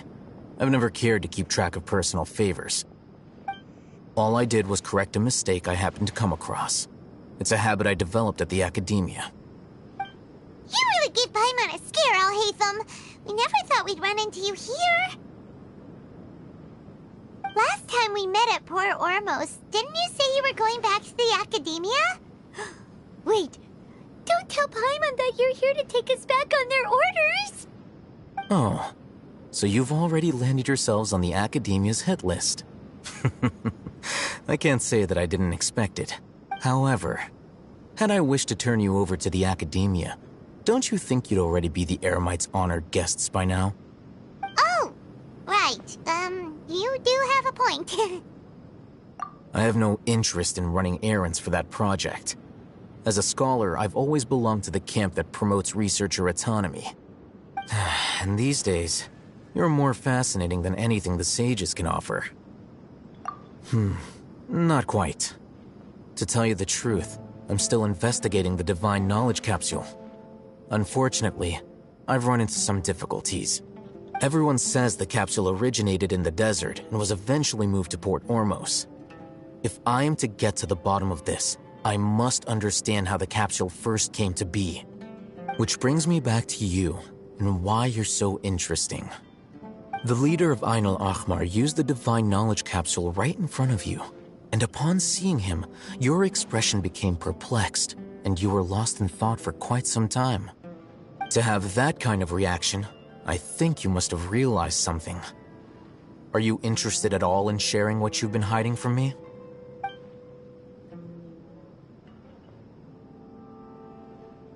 Al-Hatham, You really have a ridiculous eye for detail.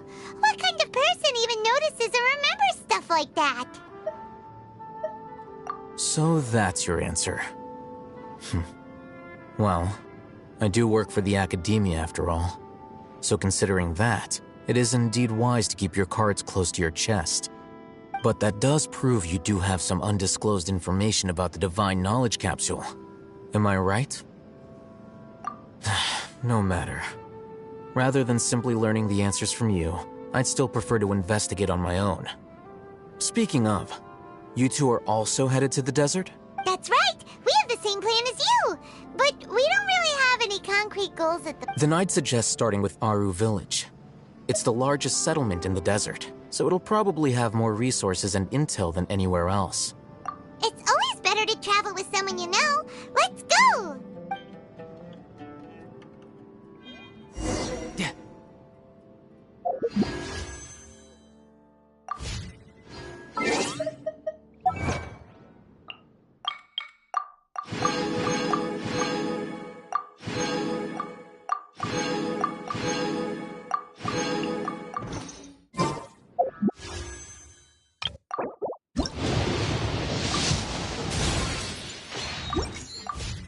No time to lose. Yeah.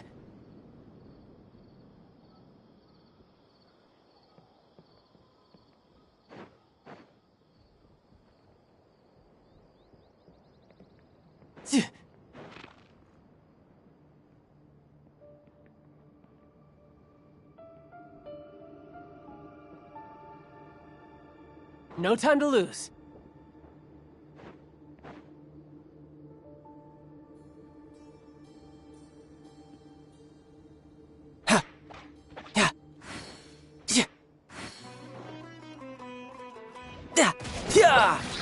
Yeah! Who's next?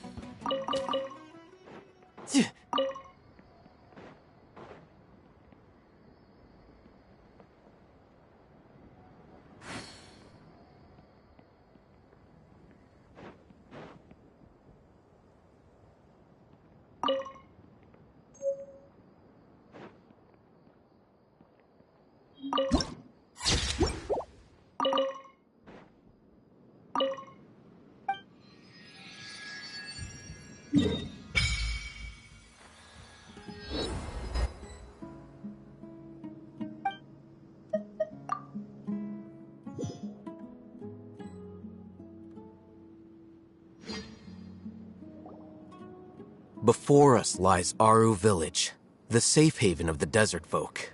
Whoa, this landscape is...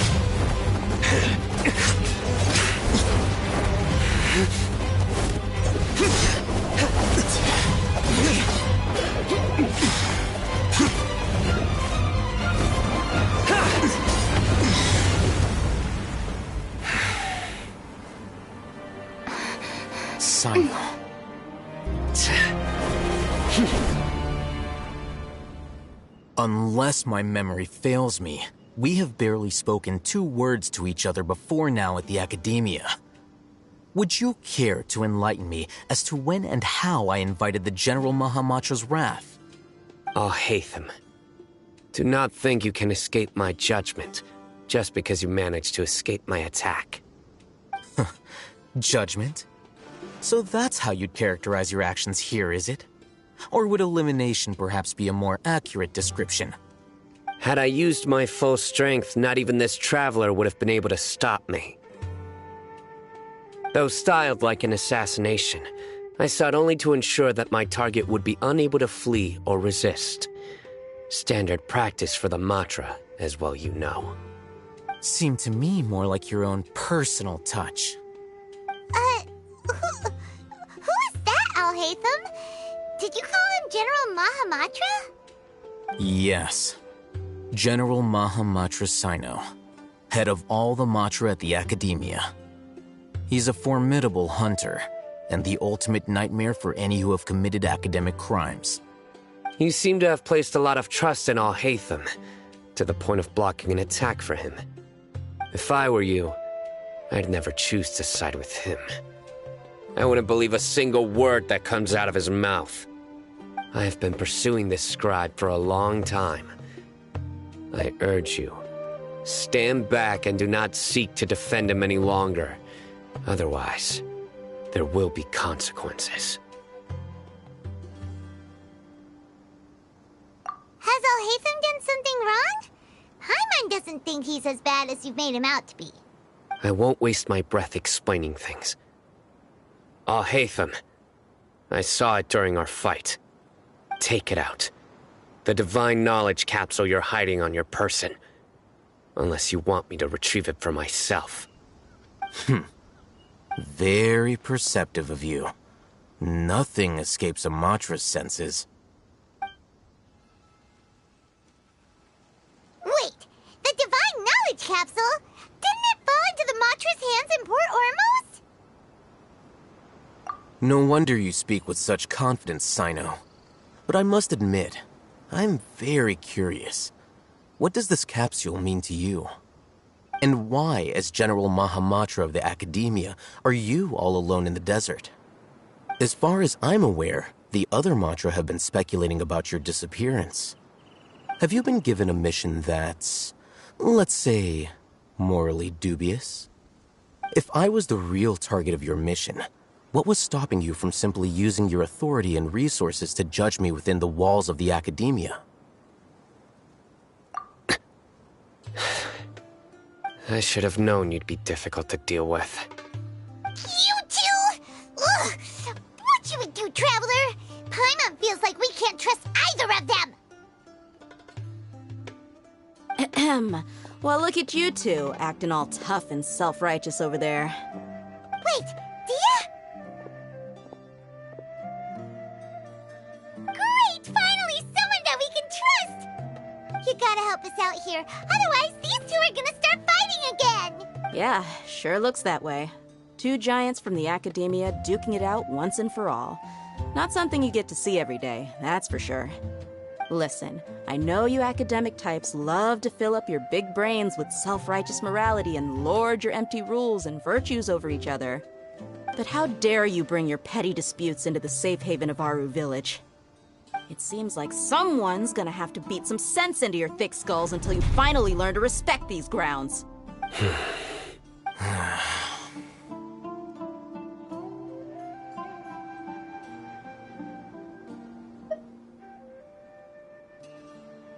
Hey, did either of you hear a word I just said? Whoa, what's going on?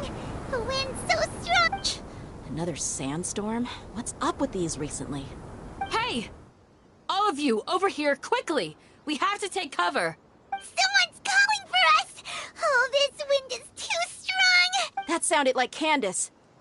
Come on, you two. Jeez, are all of you Academia folks such hard work? All right, stop yelling.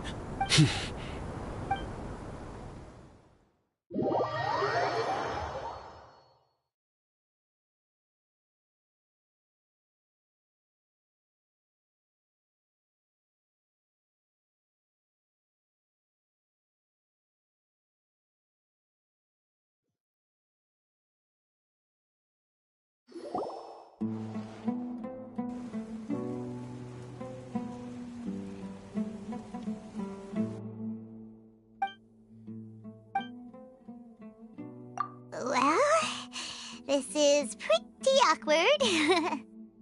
Hey, wanna play sardines with three people who want to tear each other limb from limb?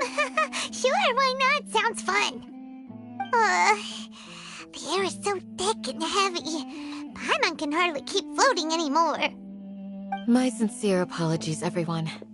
This is the home of our village chief. I will have to ask you to make do with this small room until the sandstorm dies down. Please, let me introduce myself. I am Candace, protector of Aru Village. Our savior has come at last! Nice to meet you, Candace. The name's Paimon. Thank you so much for helping us. There's no need to thank me. It's only right to help each other when the weather gets rough. Wow, she's so gentle and caring, like a nice older sister. Unlike those guys over there. All right. Now that we're all better acquainted, we should return to the topic at hand. As a guardian charged with the responsibility to protect my fellow villagers from harm, I was observing your conflict from afar, even before the sandstorm started. And now that you have set foot within our village itself, it is all the more my responsibility to make absolutely sure that you pose no threat whatsoever to us. So please, have an honest and sincere conversation with one another, and put your hostile feelings to rest. If anyone dares to start anything again while they are under this roof, I will not hesitate to send them out for some quality time with the creatures of the sandstorm. Oh, on second thought, Paimon may have misjudged Candace's character. And that goes for you too, Miss Dia. Do I make myself clear? All right, we got it, Candace. That's what I like to hear. So, which of you will begin? I was supposed to be a mediator, but I might have gotten a little too involved just now. Anyway, one of those two should probably start talking. Wait, that was you trying to be a mediator? I have nothing to hide, so there's no shame in explaining myself. While Al-Haytham wasn't wrong about the other Matra not knowing my whereabouts, it's not because I've been assigned a morally dubious mission. Rather, I've chosen to exile myself. Huh? Exile yourself? A little while ago, I discovered that there was data missing in the Academia's project planning and development files. What little they did report clearly did not match the project's actual progress. As General Mahamatra, I had the responsibility and authority to request an audit. However, to my surprise, the person responsible for the erroneous data was none other than Grand Sage Azar himself. I tried to investigate the issue myself before submitting a formal audit request, but I soon found that all leads and potential pieces of incriminating evidence were carefully concealed from me. I began to realize that they were cautious of me from the very beginning. Unsurprisingly, the Grand Sage rejected my audit request as soon as the submission reached his desk. He even said to me, "The power of the General Mahamatra is granted by the sages. You have no right to judge us." So they really are up to no good. I realized then that to the Grand Sage, the Matra are nothing more than tools for the sages to assert and maintain their control over knowledge. The vows that we took, the principles that we strive to uphold, they are meaningless to the academia of today.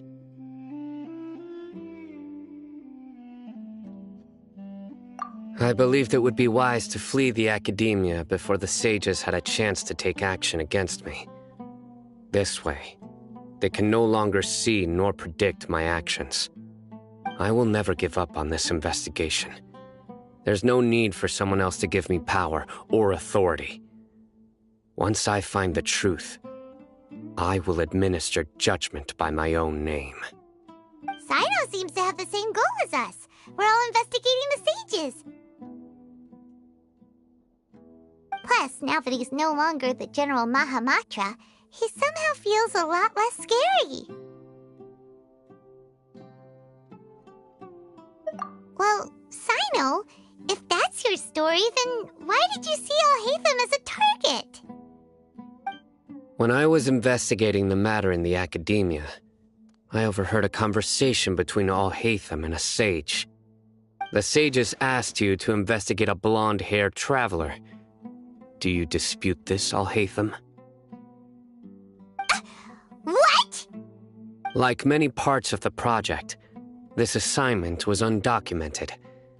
Now throw in your suspicious behavior with the divine knowledge capsule, and I think we deserve an explanation.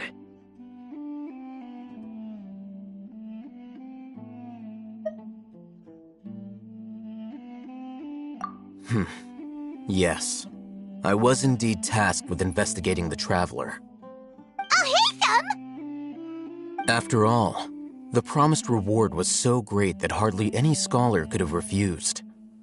The sage told me, once you've completed this assignment, I can give you a glimpse of divine knowledge. A most enticing offer. Unfortunately, those academics don't know me at all.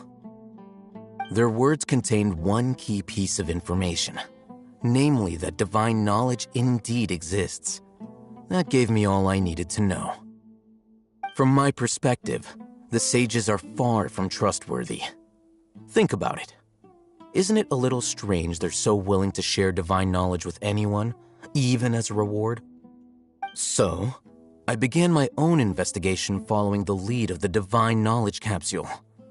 In the end, I realized my wisdom in committing to this rather than collaborating with the sages.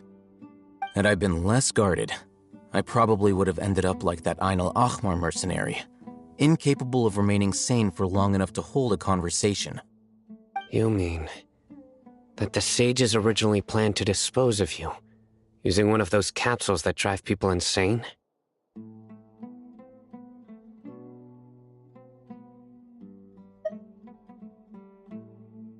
I'd already given up on the assignment by then. I only told the academia I was waiting in Port Ormos for you to appear so they wouldn't suspect anything. So it came as quite a surprise when I encountered my erstwhile target while investigating the divine knowledge capsule. Criminals do love to talk about coincidences. Even though I ran into the Traveler by chance, I had no intention of providing assistance to the academia. Also, you should remember, you were the ones who decided to follow me and strike up a conversation after I left that tavern.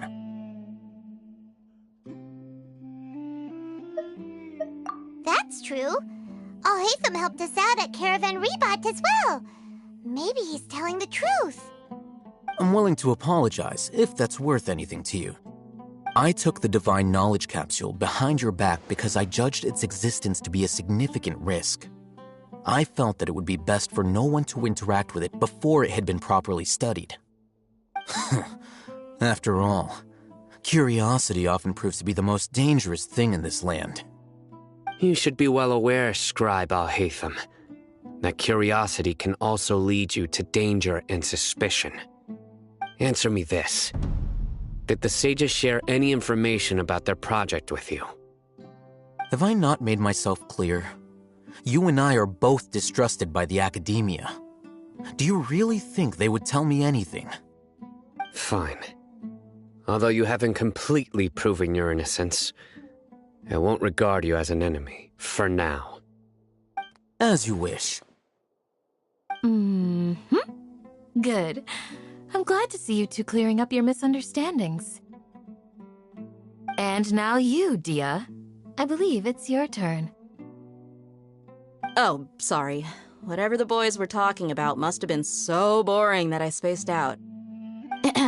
My situation is pretty straightforward. My employer, Dunyarzad of the Homayani family, is friends with the Traveler and is currently recovering from her illness at home. I had nothing going on, so I decided to return to Aru village for a visit. I was actually looking forward to a pretty exciting time getting back together with everyone here. But then I saw these two random guys in the middle of a pointless argument. It ticked me off, and things went downhill from there. Is that all? Well, I will admit that definitely sounds like your style. In that case, welcome back, Dia. That's more like it. I missed you all so much, Candace.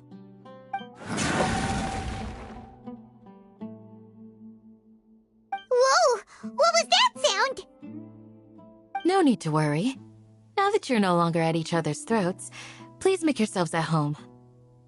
I'll take a quick trip outside to clear out some of those creatures in the sandstorm. Creatures? In the sandstorm?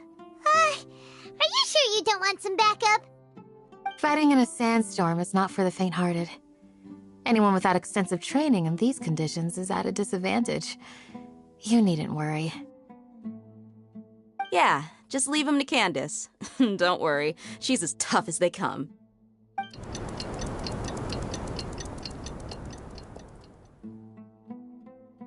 The wind's died down. That means the sandstorm's over, right? Candace still isn't back yet, though. Is she alright? Maybe we should go out and check on her. When you put it that way, even I'm starting to feel a little worried. All right, let's go. We've been here long enough, and the boys are as chatty as the floor.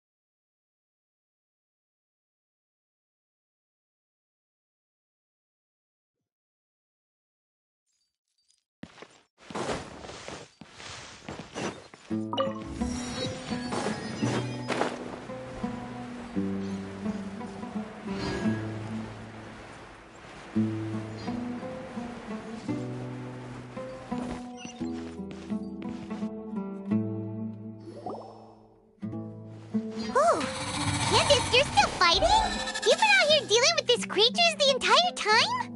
Yes. They just keep coming in waves. I've lost count of how many I've defeated. Before I realized it, even the sandstorm had stopped. Ah! Here comes another wave! Leave this round to us. I got interrupted earlier, but now I have something to take my anger out on. It's been quite a while since I've seen the flame mane in action. I'll leave these to you then. I'll be sure to put on a good show. Let's go!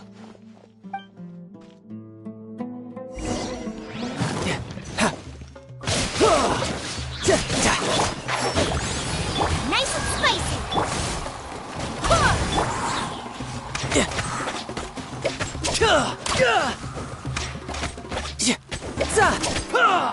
Riptide!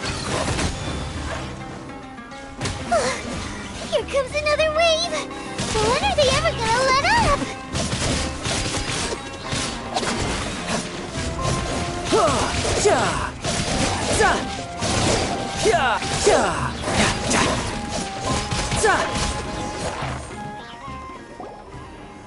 The creature stopped appearing. Was that the last of them? What we fought just now was probably the aftermath of the sandstorm. So we should be safe for the time being. Well fought, everyone. No injuries, I hope. Huh? My apologies. I haven't had a chance to greet you yet. I had my hands full taking care of the village's elderly, and I am the chief of Aru Village. Everyone usually calls me Uncle Anpu. Sir, I am also originally from the desert, but I have not been back for some time now. May I ask if such sandstorms are common? I can't say they've always been common, but recently the storms have become, besides sandstorms, we also occasionally get earthquakes. Another... So, Irminsul's withering causes withering zones in the forest, and sandstorms and earthquakes here in the desert? Everything in the natural world is inextricably connected to Irminsul. These regional symptoms can indeed be a reflection of Irminsul's present state. Everyone in Aru Village needs to take good care of themselves. Speaking of which, why haven't I seen a single village keeper since— Village keeper? Who are they? Does your curiosity know no bounds? Village Keeper is how Aru Village refers to mad scholars exiled here by the academia. Most of them are scholars who lost their sanity after a period of training in the Avidia forest. The academia believes that their crazed mutterings may have a negative effect on the psyches of other scholars. So, They're forcibly exiled to the desert. Though if you ask me, it's all a boatload of nonsense. Alas, that's exactly what we've been trying to investigate. One by one, the village keepers have been mysteriously disappearing without it, but no one in the village has ever seen them leave. I've had encounters with those people in the past. I'll see what I can do to help. The Matra are the ones responsible for their exile. Now that you're no longer with them, are you trying to alleviate your guilt and atone for your past sins? Mock me if you will, but if you are guilty, I will eliminate you, regardless of my position or identity. Oh, you're the former General Mahamatra. You must be an expert in these kinds of investigations. Thank you for your help. Is it because you're reminded of Hypatia? But, is it really a good idea to tag along with Sino? You seem like you really don't trust him. I'll be grateful for the assistance. No doubt you will do a better job than some of my former subordinates. Let's start by finding a spot to share what we know so far.